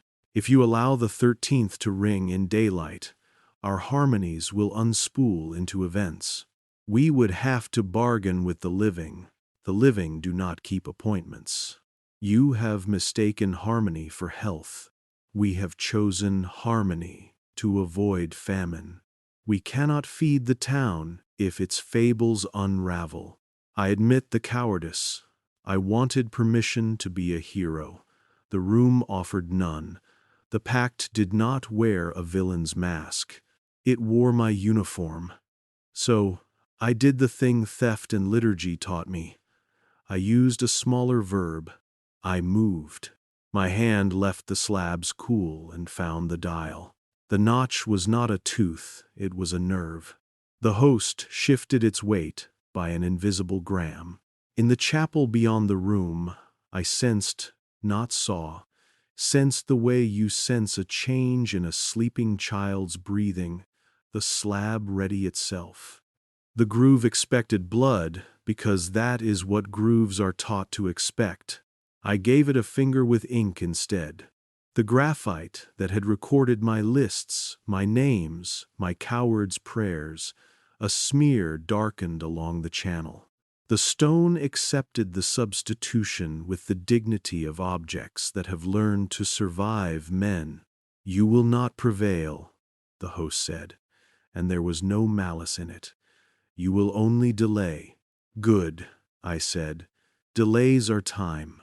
So I set the dial to the 13th notch and held it there past the minute the engine preferred. The feathers rattled with a sound that would have been called rain in any town not trained to hear bureaucracy. The astrolabes single minute bloated into 2. Above us, The choir stumbled, as if the pews had been moved a finger's width. The ledger's ink, arrested mid-letter, decided to be wet again and splayed like a hand reconsidering its promise. And then the pact arrived with clarity. Not light, not trumpets. A ledger's paragraph, unspooling into clauses no one had thought to proofread. It began in the chapel where the obsidian lay. The slot that feeds elsewhere closed itself without the permission of the rite. The feathers at the edge of my eye pivoted, not toward me, but away, which is the only aggression they admit to. The room's pressure reversed, like a lung taking itself back from a ventilator. In the window that wasn't a window, the village at dusk paused its hymn. A child looked up from a bowl and asked his mother why the saint's bone smelled like salt. The mother, who had never asked herself why reliquaries are always kept away from kitchens, said the thing women learn to say when stopped between truth and safety. Later, but her eyes did the arithmetic of a woman who knows what later does to a person. The painter at her star raised her brush and kept painting where the dove had been requested. Her letter would still be sent. Her committee would still return the painting with compliments. But the interval would elongate, and in it she might show the canvas to a sister who would remember the star even after the dove perched.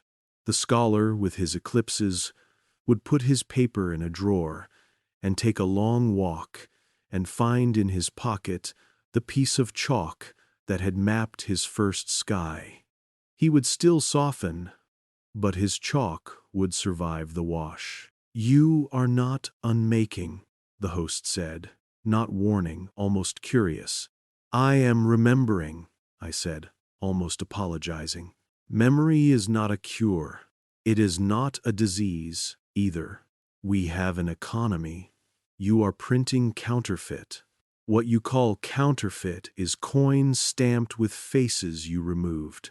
The host did not argue ethics. It adjusted operations. The feathers rotated to a redundancy configuration. The engine found a way to spread obligation across more plates. The room's tolerance rebalanced. You do not defeat a bureau. You exhaust it. You compromise its appetite. You make it write a memo. The pact lowered its shoulders into its older shape.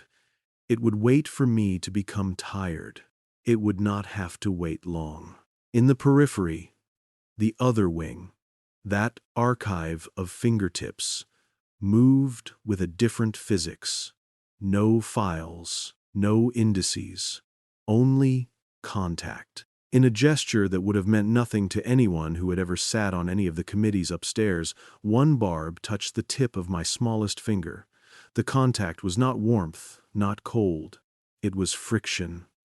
It said the only thing that can be said without becoming a program: stay, or go, or here. I could not tell.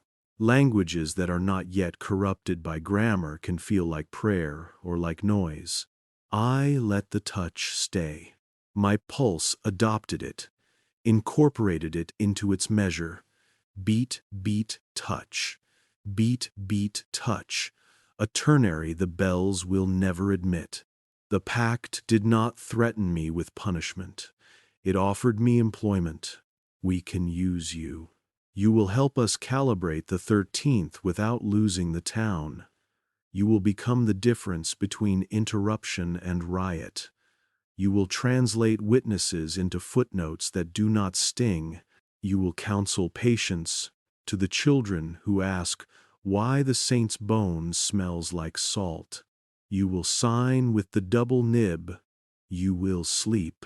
I will not sign, I said, and because repetition is meaning, it heard me. Then you will be moved to elsewhere. You said I would walk myself. You will. What is the path?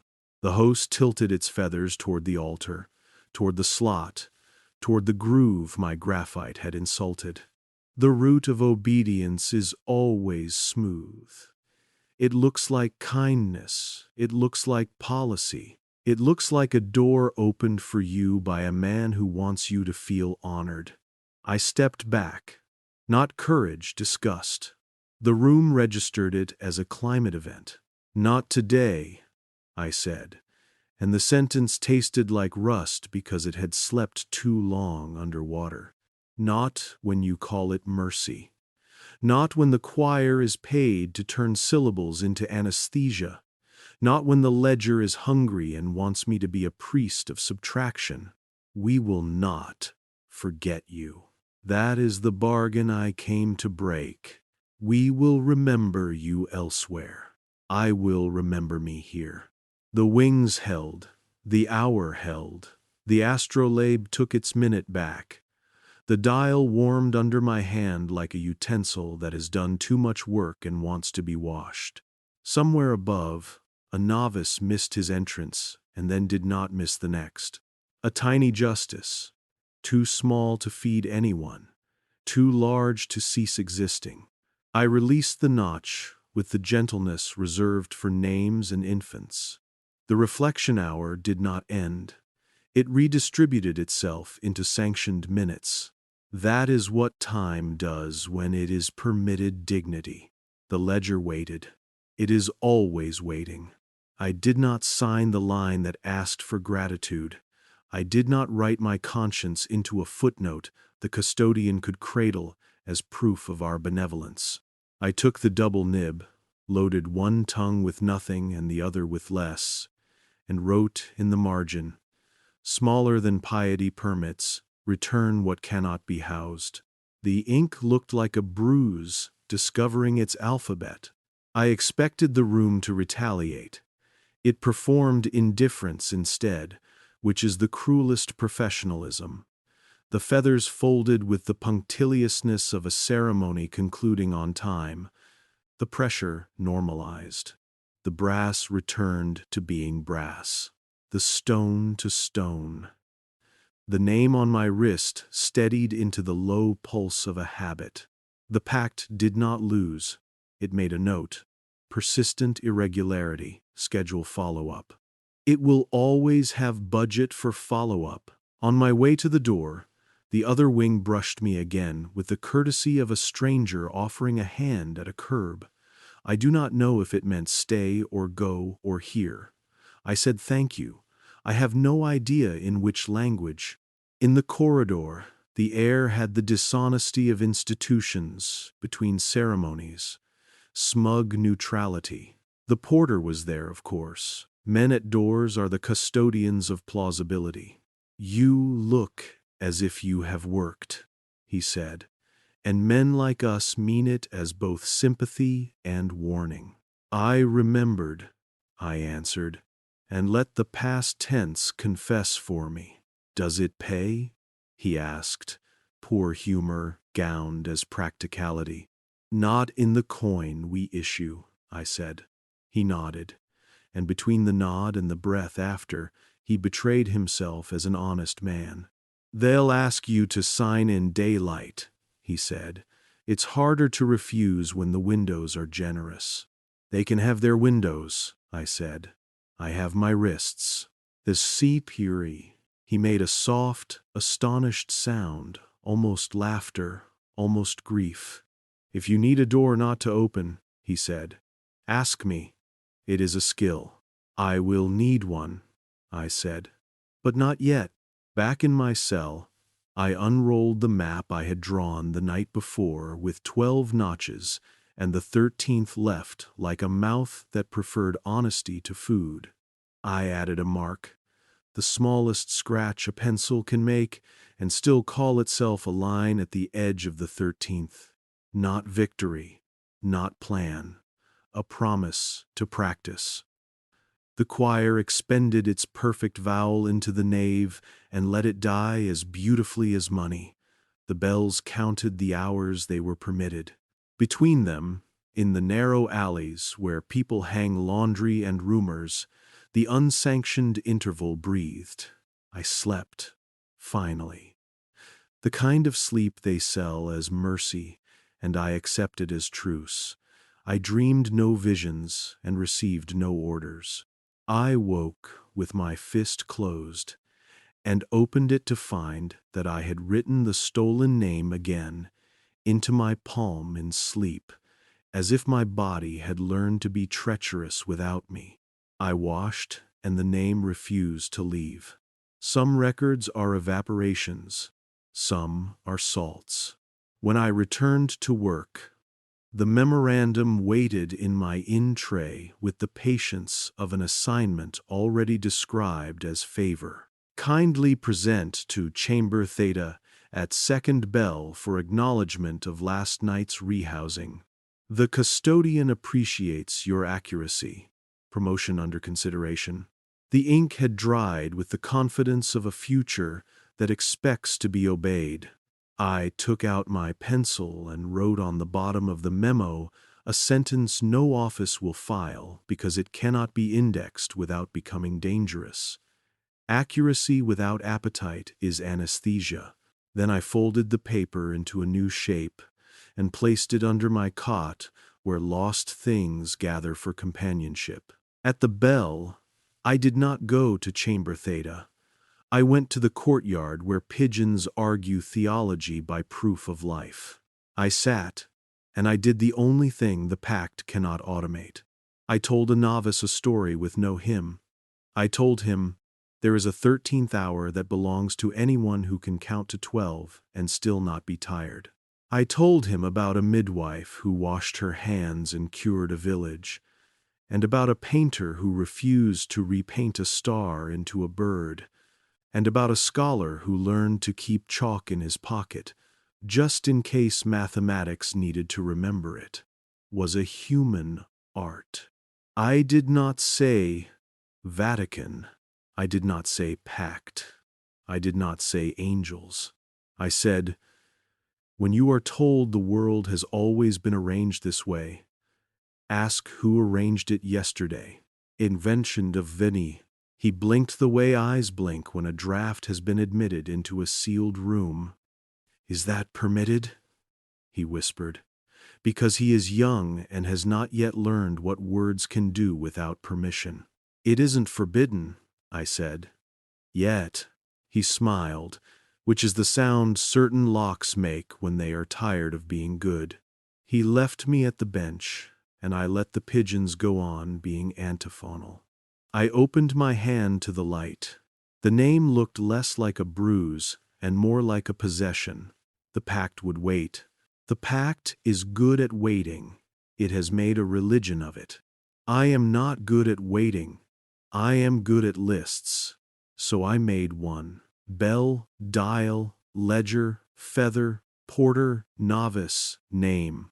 I wrote it up my forearm where sleeve becomes covenant. If they move me to elsewhere, I will walk myself. If they promote me to harmony, I will refuse the pen. If they offer me sleep, I will count the breaths between the host's sentences and gather a person there. The reflection hour will come again. It is patient, but it is not obedient. The Pact will call it mercy and ask me to sign. I will put my hand on the dial and remember that delay is time, and if I fail, because what else do clerks do with centuries except fail with precision?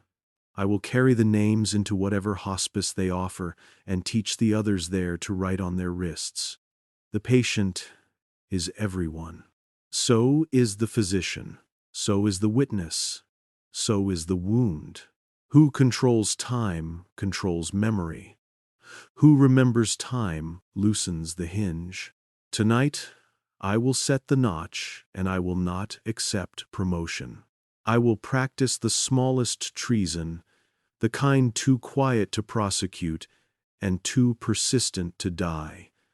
I will refuse to call forgetting a kindness. Thinking, I had thought cost would declare itself in ledger's columns drained, figures struck, budgets made obedient. But cost prefers subtlety when the purchase is a civilization. It lives in colors that are not mixed anymore, in words that teachers stop assigning, in the angle at which a saint looks away so the right eye does not meet yours. It resides in the human head, which is a museum of uncurated rooms, and in hands, which are archives that sweat. The day after the rite, Rome behaved as if nothing had altered. That is the perfected strength of the Pact. Its changes are so even that people mistake them for weather. I walked through a morning market where fish glittered like commas rescued from illiterate sentences. A woman bought basil with the seriousness of prayer. A boy practiced the communal art of reaching without stealing. A painter bargained for blue. She wanted the dark one that keeps its dignity under varnish. The merchant, high priest of scarcity, said the sea had been disagreeable and the mines uncooperative. He offered her a cheaper blue and explained that most patrons could not tell the difference. She did not argue. She calculated. Her canvas would be praised, but not remembered, and not because of talent, because a color had been priced out of history. That afternoon I was called to the conservation studio, where good people do righteous work that sometimes repairs damage and sometimes baptizes it. A panel had cracked along a fault line older than the patron who had commissioned the Madonna that gazed from it. The conservator, a woman with a voice that knew how to be exact without being cruel, showed me under raking light the many hands the face had endured. Originally, she said, her mouth was a fraction less submissive. She angled the lamp. A shadow returned a smile that had once been permitted. Then, in the 17th century, more downturned, more piety. Then, in the 19th, softened. The 20th varnish melted into her and brought everything forward. The first, the second, the third. The public thinks authenticity is a singular event, but authenticity is a palimpsest. Who chose the mouth? I asked. A committee, she said. Always a committee. Painters shape faces. Committees shape eras. Do you ever undo them? We do not practice iconoclasm, she replied, professionally offended. We stabilize, she hesitated. But sometimes we decline to remove the final varnish. Not because it is best, because the story of its mistakes is honest. She let me look through her microscope, which is to say she forced me to be exact. The pigment at the corner of the mouth was a battlefield where chemistry remembered arguments theology had forgotten. I wanted to ask if the painter's name had been kept, or only the patron's, or only the style, or only the school, or only the city that later renamed itself in a language the painter never spoke. I did not ask. I returned to the Hall of Saints. The empty frame waited with the patience of a ship's hull. There are prisons with no walls, and not all of them are metaphors. The pedagogy of fear requires no physical cell. It requires a curriculum. The office that stocks that curriculum is small, windowless, and full of pamphlets that pretend to be remedies for confusion. I found it because the porter, in the way of men who prefer to do kindnesses that cannot be traced, left a door ajar for me and did not look when I passed. On a shelf, a stack of slips bound with twine bore a stamped title so gentle it could pass a border. Manual of Safe Questions. I untied the twine, and the slips arranged themselves into a catechism not of faith but of anesthesia. Under history, which feast days are most beloved? Not who deleted whose feast. Under science, which miracles best testify to creation? Not why was the woman's proof turned into a relic? Under art, which icon comforts you? Not, what sky did the painter remember before you requested the dove? Was this, under civics, how do calendars bring neighbors together? Not, which years were moved so a war could leave gracefully. At the bottom of each slip, a blank line invited the student to add a question that had been approved at home.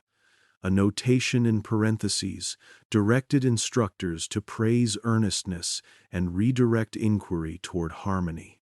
I thought of my own teachers and forgave them again, then revoked the forgiveness, then forgave them more responsibly. Their salaries were signatures on invisible ledgers, too. The cost lives in the tongue. I had lunch with a choir director whose voice could have sold bread to the full and absolution to the stubborn. He spoke of vowel placement, as if arranging furniture in God's ear. There is a note, he said, whose entire purpose is to teach a crowd how to agree. He hummed it beneath his breath, and a waitress, without meaning to, aligned her steps to it. When we sing it, people leak into one shape. He saw my face, which had forgotten to disguise itself, and softened. We don't do it to control them, he said. We do it so they can survive each other. What happens to dissonance? I asked. We cadence it, he said. We get it somewhere safe. Elsewhere, I said, before I could stop it. He did not flinch. He had heard the word before. Yes, he said. Elsewhere. They call it mercy. We call it key change. The cost also lives in the map. In a drawer labeled obsolete, I found charts whose coastlines resembled memory more than geography. On one, a river bent unlike today's. On another, a peninsula took a risk it has since repented. Red wax seals announced that each had been superseded by improved knowledge. In the margin of one, a note in a hand I had begun to recognize. Impatient, eloquent, in love with truth, even when it smelled like trouble, sneered. Improved for whom? A second note in a calmer hand answered, for the living. I imagined their quarrel moving like a shuttle between centuries, weaving policy into cloth. I spent an afternoon in Catalog ILF, where unsorted artifacts live until politics learns their names. A box labeled botanical contained, beneath dried plants, a folded apron. On the hem, a woman had stitched a multiplication of crosses so small they looked like punctuation. Between the crosses, she had sewn numbers. The sequence corresponded to the weeks of a famine during which she had measured the growth of children who would not have survived without being counted. The apron's card attributed its origin to a rural devotional society. In the added hand, no. A laboratory. I stared long enough for a scarf of dust to lay itself across my sleeve. The cost is gentle when it can be. It prefers to recruit rather than crush. The custodian summoned me to his office with windows generous enough to persuade any conscience that Rome's air could absorb objection. He poured me something that talked like tea and smelled like a budget. I will not rehearse the threats you have already declined to fear, he said pleasantly. Instead, I will enumerate opportunities. He offered me a room. It contained a desk where policy is born and baptized. It contained a safe where registers of dissent could be preserved with respect and then kept from behaving. It contained a chair in which a man could rest his spine upon the architecture of precedent and go home tired enough to have earned mercy. When the 13th hour comes, he said, someone like you must set the dial. If you leave it unattended, rougher hands will learn its grammar. We ask you to make the music less wounding. You ask me to score anesthesia for strings, I said. Strings are gentler than drums, he replied. It is not nothing to make the bandage softer. It is nothing if the knife remains. He considered whether to be offended and selected practicality instead. If you improve a cruelty, he said, you have improved the world. Do not let the perfect become the enemy of the continuous. We could have argued for hours. He had shelves for it. He had phrases. He had exhausted men to point to as examples of virtue. You will not be a villain, he promised. You will be an editor. Editors decide who stays in the sentence, I said. That is too poetic for policy, he replied, smiling. We prefer chairs to stanzas. He handed me a document. It was not a contract. It was a charter, a word so old it knows how to trick honesty into turning into obedience. It established a sub-office inside. Silence titled Assurance.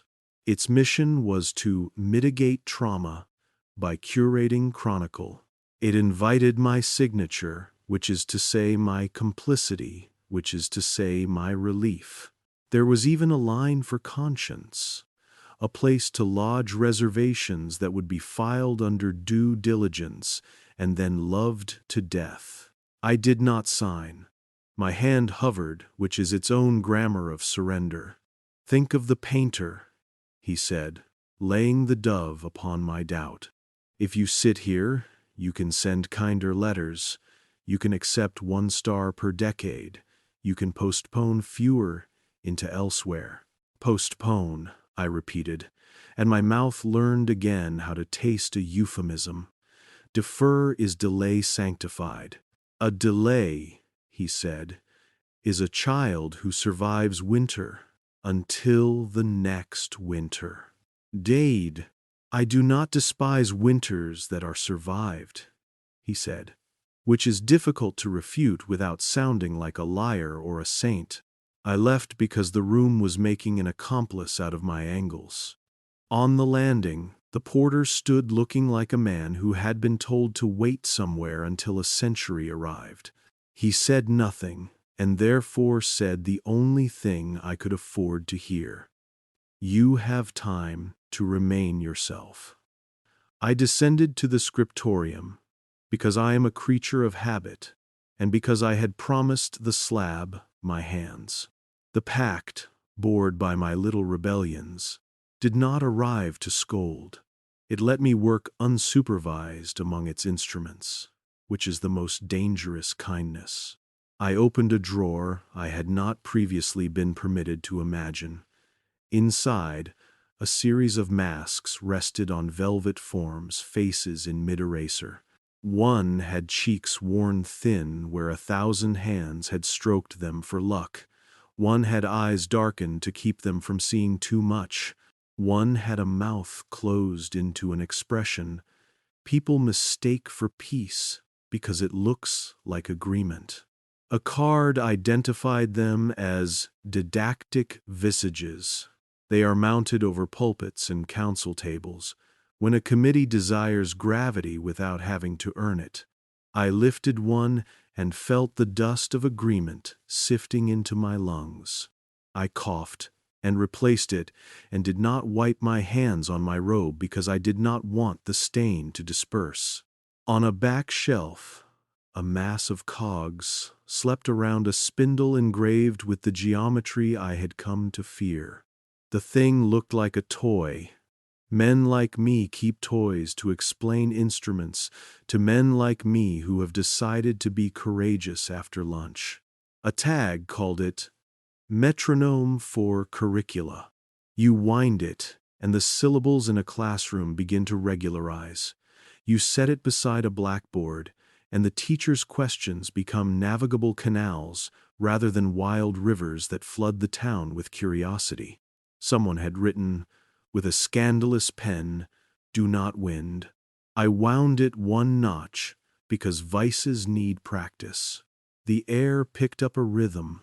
I felt my own sentences lean toward how instead of why, toward when instead of "Who said so?" I unwound it and felt shame as if I had borrowed a child's breath without asking. The cost is a ledger written in bodies. A novice fainted during rehearsal that evening. The choirmaster came to my pew and asked if I would find water. There is always water for fainting. I found a small room off the nave where pitchers wait with the patience of things expecting to be useful. On the table lay a stack of slips, incident reports, devotional. The prompts were tidy. The space for cause was pre-filled. Insufficient nourishment, overexertion, excessive zeal. No line existed for dissonance or recognition or a thought with nowhere to go. I filled water administered in the proper box. In the margin, too small to embarrass anyone, I wrote, "She asked why the saint's bones smelled like salt."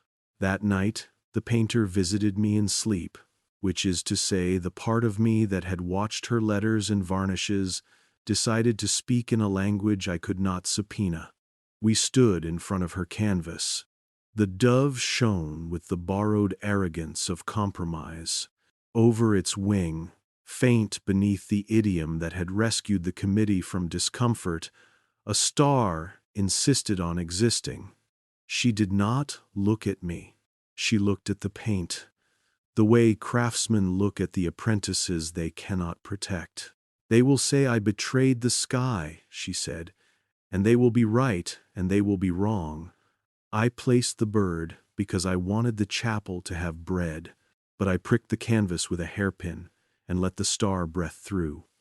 She showed me a pinprick so small it could only be seen at vespers. Sometimes the committee forgets to rehearse the hour of light.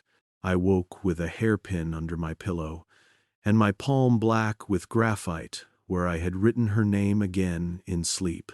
Mercy is a word of two faces, one that looks like food, one that looks like forgetting. I have learned to ask which I am being offered. In the week that followed, silence invited me to 3 meetings whose outcomes were foregone and whose minutes would later be published as evidence of listening. The chairs were comfortable, which is an ancient method for preventing revolt. The cups warmed our hands. We spoke of public confidence and narrative coherence and calendrical hygiene. I spoke of witness care and recidivist forgetting and pedagogy as prophylaxis. I proposed that instead of transferring testimonies to elsewhere, we build rooms where they could be met, aired, argued with, rooms where doubt, rather than being hymned to sleep, could be educated into a citizen. They thanked me with the efficiency of a filing cabinet and formed a subcommittee to study my proposal. I became the subcommittee. I was given a charter. The charter went in a drawer. The drawer acquired a key. The key learned my hand.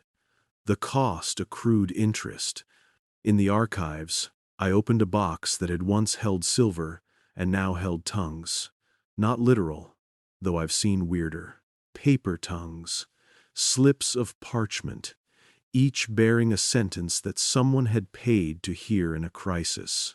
Some were consolations that told the truth. Some were lies that hugged like blankets. Some were translated from languages whose tenses allow regret to be grammatically tidy. On the lid, a brass plate recorded the donor, Society for Harmonious Utterance. Underneath, in unforgivable pencil, Mouths for Rent. I closed the box because I could not trust myself to leave any of the slips where they lay. The cost will ask for your posture. I found myself bowing more readily at hours that had not previously persuaded me. I found myself smoothing the corners of memoranda I should have torn. I found myself recommending gradualism to a young scholar whose paper would have made a scandal for a duke, then felt the humiliation of hearing myself speak as if I were an adult. I wrote his name on my wrist and the title of his paper in the fold between thumb and palm. The fold smeared Names smudge, titles fade. The pocket of the hand sweats like any confessional. I made a copy on the inside of my collar where sweat has a different discipline. It bled there, too, but more slowly. When I returned to the ledger, it did what ledgers do. It rewarded my attention by pretending to have a soul. Under the line that had invited gratitude for the rehousing of testimonies, a new line waited, perfumed with fresh ink, acknowledgement of civic benefit. If I signed, I would be praising anesthesia as a public good. If I refused, I would be recorded as distressed and temporarily reassigned to reflection. Reflection is a room with locks. I took the double nib and wrote with the empty tongue a sentence the Pact could not index. If the harvest depends on forgetting, call it famine in a beautiful voice. The ledger did not understand, and therefore did not feel obliged to punish me.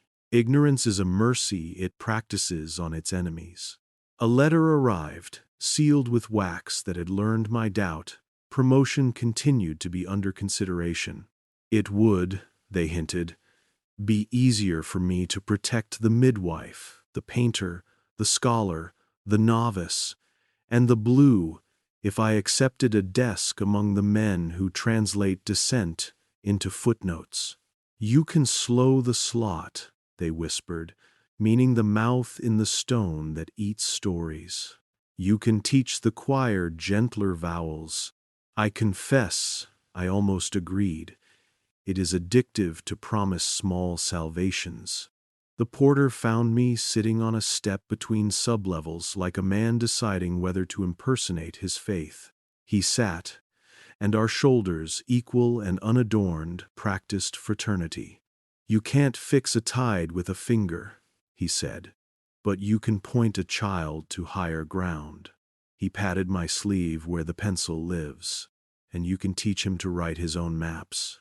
Maps. I took 3 from the drawer marked obsolete and hung them in my cell with the defiance of a thief who prays for arrest. The peninsula that regretted itself. The river that had once taken a different forgiveness. The arc of coast that made a promise to wind. I stared at their wrongness until they began to teach me a rightness that cannot be legislated. That a world which does not match the committee's drawing is not broken, it is alive. Under 1, I taped a poor copy of the guidelines for the management of discontinuities and redacted its verbs with the only ink I trust, graphite ground into skin. Rehouse became return. Transfer became teach. Harmonize became hold together without lying. It read like bad liturgy, but it made my breath less ashamed. I began to practice in small ways the opposite of the Pact. I told the novice the story of the midwife precisely enough to endanger his complacency and vaguely enough to protect his employment. I asked the choir director to let one note not resolve. He called me cruel and then left one unresolved in rehearsal when no one was recording minutes. It hung over us like a future that refuses to be folded. Some of the boys looked frightened. One smiled the way a boy smiles when he discovers the word "why" does not always come with a ticket to elsewhere. The cost, finally, is that your own head begins to separate into departments. You learn to conduct your internal choir to drown out your internal ledger. You generate vouchers for compassion you cannot afford. You carry names in places of the body you hope the Pact will not requisition. And you discover that sleep, which the custodian recommended, with the kindness of an enemy who has learned to value your longevity, will do its work regardless of your nobility. It will soften the edges. It will forgive the committee. It will let you practice forgetting without calling it by its name. So you plot against your sleep. You set an alarm that does not ring. You practice the ternary. Beat, the other wing taught your finger. Beat, beat, touch. Beat, beat, touch. A rhythm that opens doors from the inside. When the reflection hour came, I went again to the slab. I did not set the dial. I touched it the way one touches the cheek of a friend who has said foolish things but has not yet become a stranger. The feathers came, uninterested in drama. The ledger woke, unconcerned with my pride. I did not address the host. I spoke to the other wing which attends without demanding minutes. Teach me to make rooms, I said. Rooms where memory can breathe without being called scandal. The answer was not words. It was friction against my smallest finger. Stay, go, here. All three. The meanings were not exclusive. The grammar of the hour admits simultaneity. I left the room with nothing in my pockets except the hairpin, the pencil, and an apron hem that had not been entered into any register. I felt like a poor man who knows where the bread is hidden and understands that he cannot feed everyone, but can teach 3 boys to bake. A criminal in a city where the thieves are philosophers and the wardens are poets, and each learns the other's sentences by heart. The cost is that your confessions begin to sound like sermons, and sermons are the most dangerous kind of anesthesia. So I will end this chapter without a cadence, without a lesson that absolves me of the next one. Here is an unpaid bill. The painter will die with the star under the dove. The midwife will be buried without the title physician. The scholar will teach safely and carve his forbidden equations on the underside of a desk for a boy to discover in 50 years. The choir will resolve the note on Sundays and leave it ragged on Tuesdays. As a private sport, the committee will issue charters with generous windows and generous words and generous salaries. The ledger will continue to ask for gratitude, and I will continue to sign only in margins with the tongue that carries no ink. And Rome will behave as if nothing has altered, because the Pact excels at seeming to be the way things have always been. But in the pockets of the patient, everyone's small weights will gather. Hairpins, chalk, aprons, pencils, lists written where wrists meet light. The head will accrue rooms it is not supposed to have. The hand will learn tremors that look like courage. The 13th hour will practice its entrance until the door, embarrassed by our patience, opens itself. This is not victory, it is inventory. And inventory, given enough witnesses, becomes a map. Tomorrow I will be asked again to sign the line that calls anesthesia mercy. Tomorrow I will bring the hairpin and the pencil and the name and the ternary beat, and I will pay the cost again. If I survive it, the cost will have been fair. If not, they will walk me to elsewhere. I will walk myself. I will carry the apron hem. I will draw a 13th notch on the wall with graphite, like a bruise, learning to pronounce its own name. And I will teach the others there who are preserved, who are cared for how to write on their wrists so the hospice becomes a school. It is a trivial truth that seals are made to be broken. The lie is that they are made to be broken by the right person at the right time. The Pact thrives on that lie, on assigning an hour a dignity no human is permitted to own, on inventing a right person whose conscience arrives with a permit. I had practiced refusing signatures and rehearsed my small treasons in margins and wrists. I had counted breaths between bureaucratic sentences and learned the ternary beat the other wing had pressed into my smallest finger. None of this, by itself, constitutes breaking. It is preparation. the way a city prepares for rain by remembering where the gutters are. The summons arrived at noon, which is how you know a thing intends to be respectable.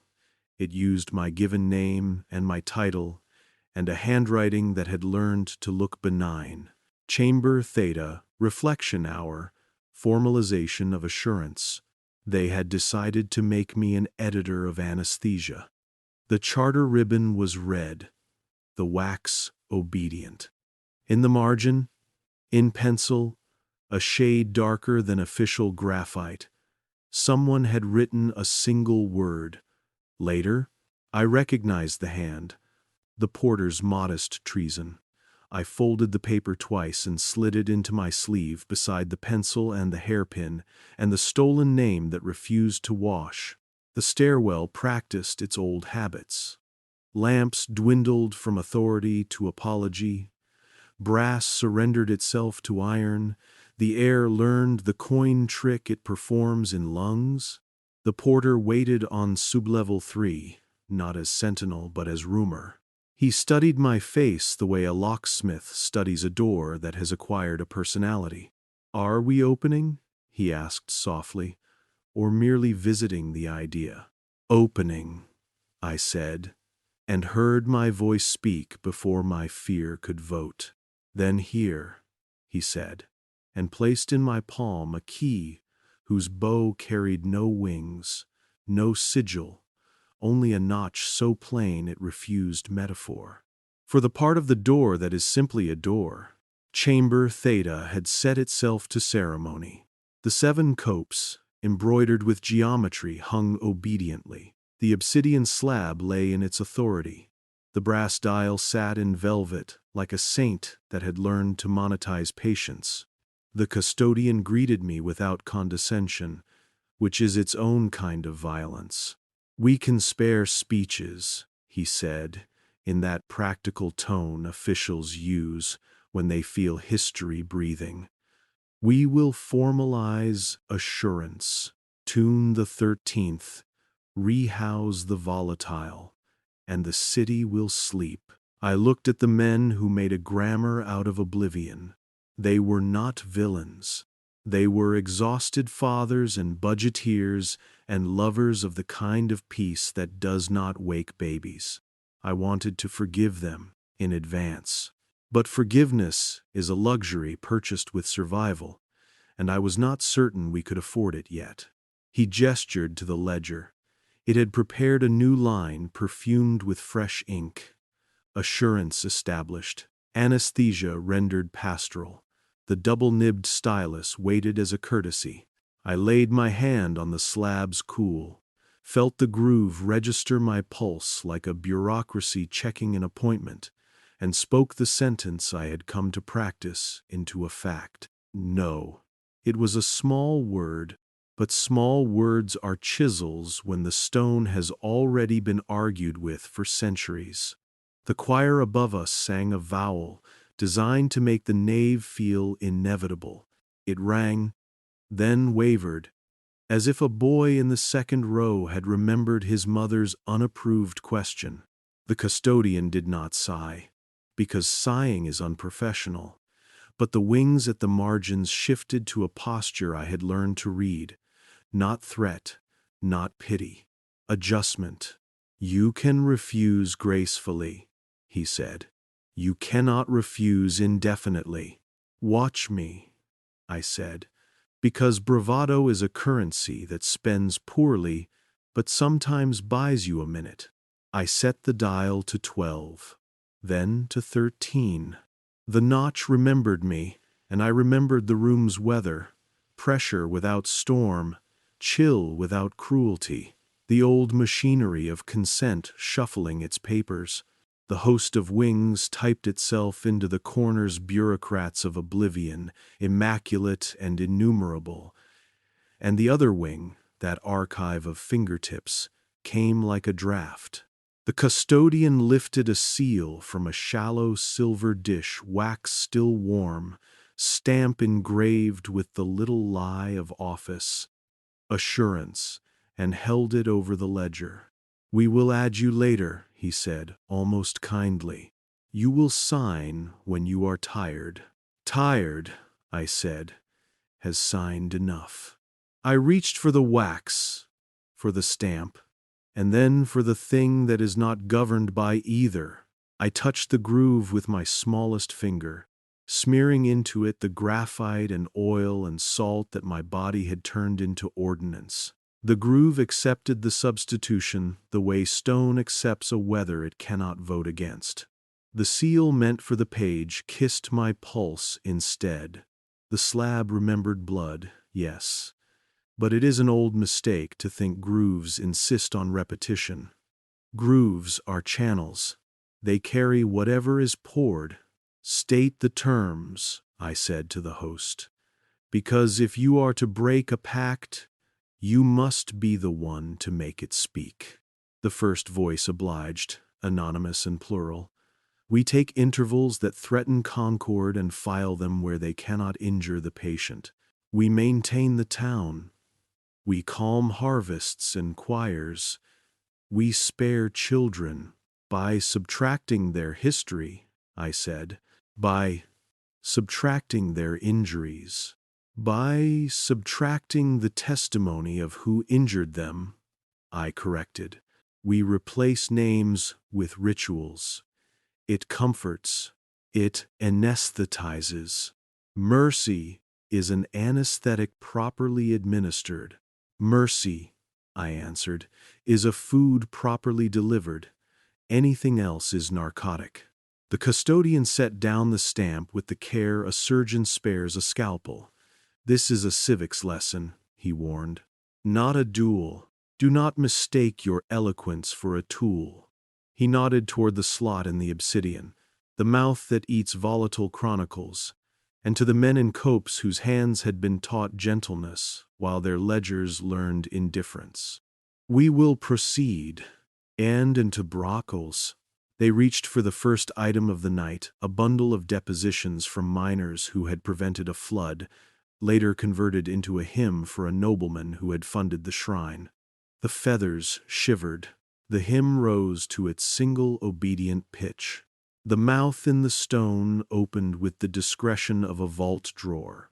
I took the hairpin from my sleeve, the foolish human hairpin a painter had left me in a dream.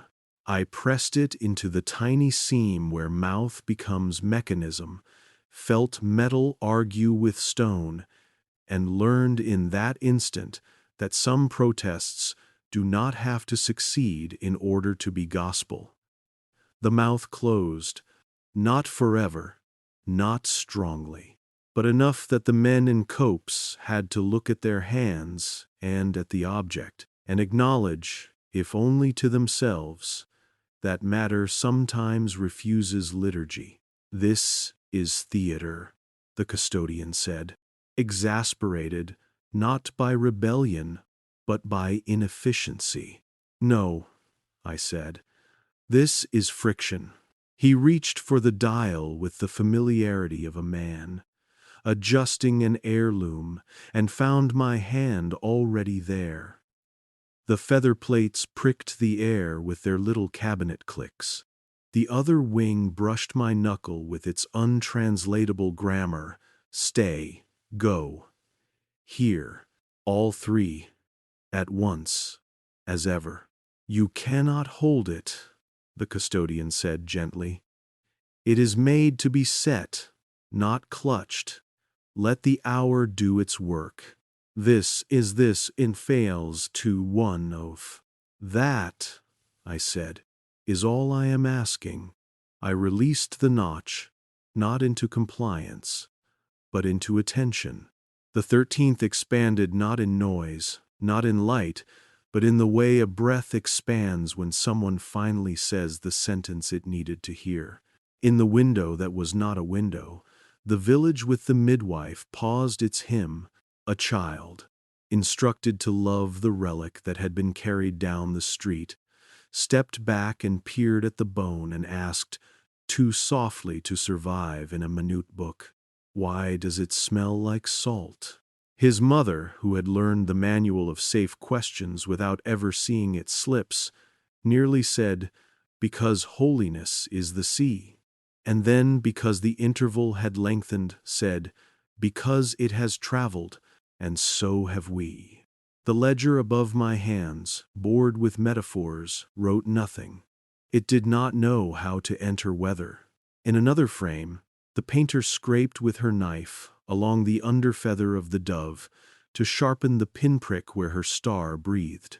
A draught found the hole and confessed itself across the canvas. A tremor of light no committee would notice unless it arrived hungry.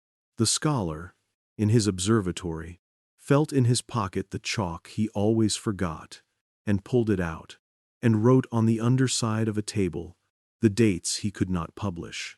It was a poor archive, a child's hoard, the true beginning of every library that survives policy. "You see?" the custodian asked, not unkindly. "We have allowed you your sentimental interludes. Now we must formalize, else we will have famine." "Elsewhere," I said. "We already have famine. How much food can you buy with a town that has forgotten what hunger is called?" He nodded toward the ledger. "Sign the line, and you can name the rooms where doubt is allowed before we lower the lights. Sign, and you can be the conscience we file under due diligence. Sign, and save 3 out of 10 from hospice." 3 out of 10. He knew my arithmetic. He knew my weakness for small salvations. He knew the charity I had begged 60 different ways in rooms with generous windows and chairs that cozen the spine. I felt my hand move in the direction pens prefer. I thought of the novice who had asked me if permission exists, of the choir director who held a note unresolved when no one was recording, of the porter, apostle of thresholds, of the painter's hairpin breathing its pinhole gospel across God, of the apron hem with its numbers stitched like rosary beads of a famine counted into survival, of the scholar's chalk under the table, of the mother who had said traveled instead of holy. I thought, suddenly, and with a clarity that humiliated me with its tardiness, of my own inventory: door, ledger, dial, atlas, clockwork, altar, copes, inscription, groove, feathers. An index is not a gospel until it is spoken aloud. So I spoke. Not to the custodian, who had the courtesy to understand he was being demoted, if only for a minute. Not to the host, which had the courtesy to remain immaculate in its disinterest. I spoke to the room the way one speaks to a patient who is not your friend but whom you still refuse to betray. "This is what I will not do," I said, and the obsidian cooled. The feathers listened. The ledger waited because ledgers love lists. "I will not call a hospice a school. I will not call anesthesia mercy. I will not call subtraction harmony. I will not call safety a reason to rename a wound.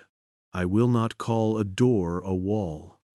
I will not call an editor a priest.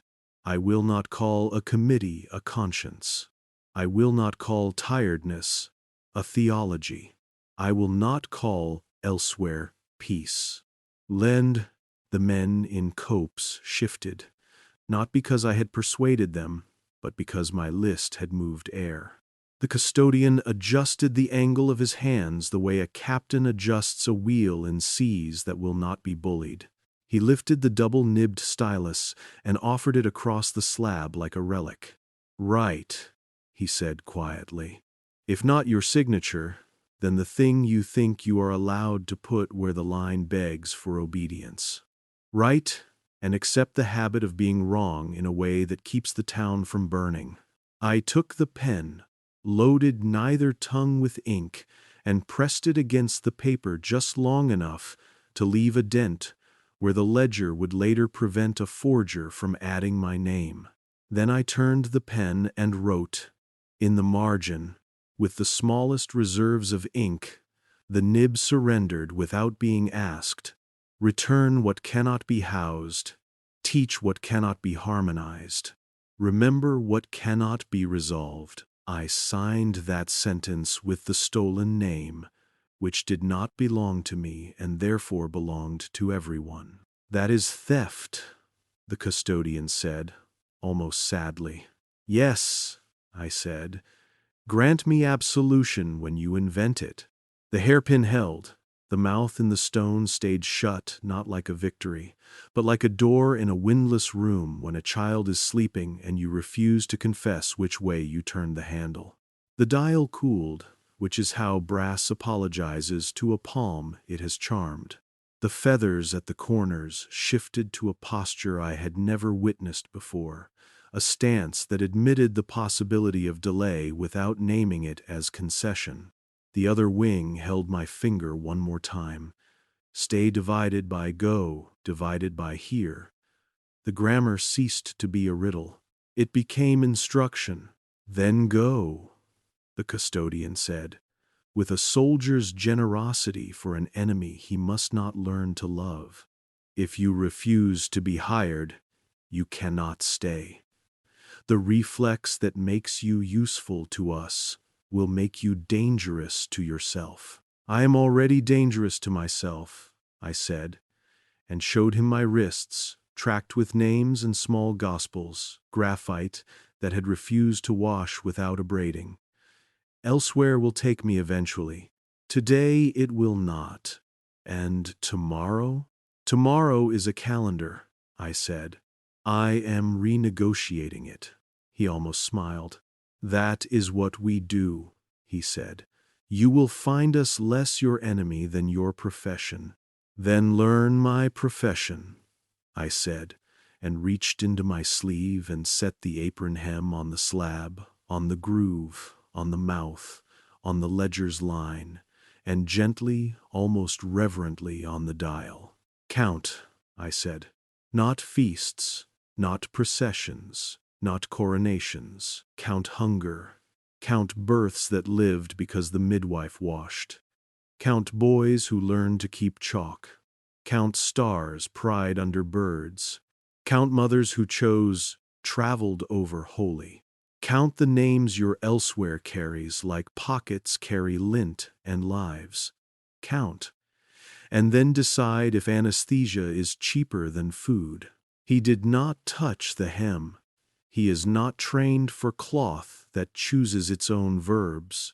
You have made yourself a martyr, he said, which is what men who love charts call anyone who refuses to be diagrammed.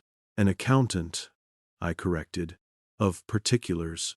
I left the room without ceremony because my bravery could not afford the tip. The porter closed the ironwood door behind me with the kind of care that admits allegiance without confessing it in minutes. On the landing, he asked nothing. On sublevel 3, he gave me his silence like a permit. On sublevel 1, the air remembered lungs as something other than treasury vaults for breath. I did not go to my cell. I went to the courtyard where pigeons arbitrate the eternal argument between appetite and sky. The novice sat on the low wall, binding hymnals with a thread he had rescued from a torn cassock.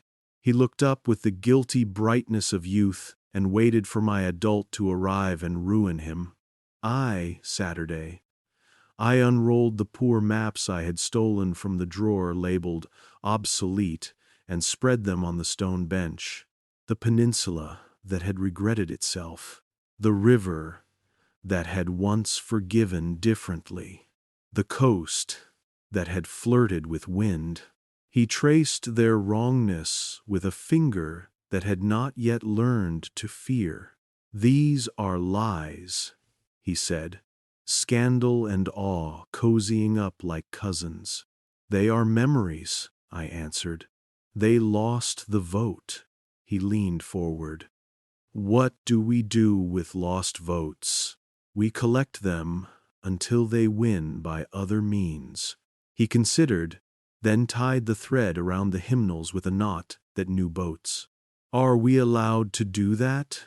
He asked, because permission is an early addiction. It isn't forbidden, I said. Yet. In the days that followed, I discovered that breaking a seal does not open a vault and pour a sea of gold into your lap. It lets in air. It changes pressure. It lengthens intervals. It makes some mothers say, "Traveled." It gives a painter room for a pinprick. It convinces a choirmaster to let a Tuesday note wobble, where Sundays must pretend to be eternal. It persuades a scholar not to burn his chalk. It teaches a porter to misplace a key on purpose. It turns a novice into a roomer with a spine. It persuades an archivist to file a famine under food rather than lesson. It also makes enemies patient. It does not end hospice. It does not abolish elsewhere. It asks the hospice to learn the alphabet. It asks elsewhere to admit windows. I was not promoted. Assurance was formalized without me. Someone else signed the double line with both tongues very properly inked. The ledger got what it wanted, a signature to him in perpetuity. But in its margin, a bruise of a sentence lingered. Return what cannot be housed. Teach what cannot be harmonized. Remember what cannot be resolved. The men who maintain ledgers hate ghosts and had acquired one. They tried kindness, which is policy's favorite hostage-taker. A letter arrived with the offer of a room far from Chamber Theta, a room with generous windows and no slate-colored birds. I declined.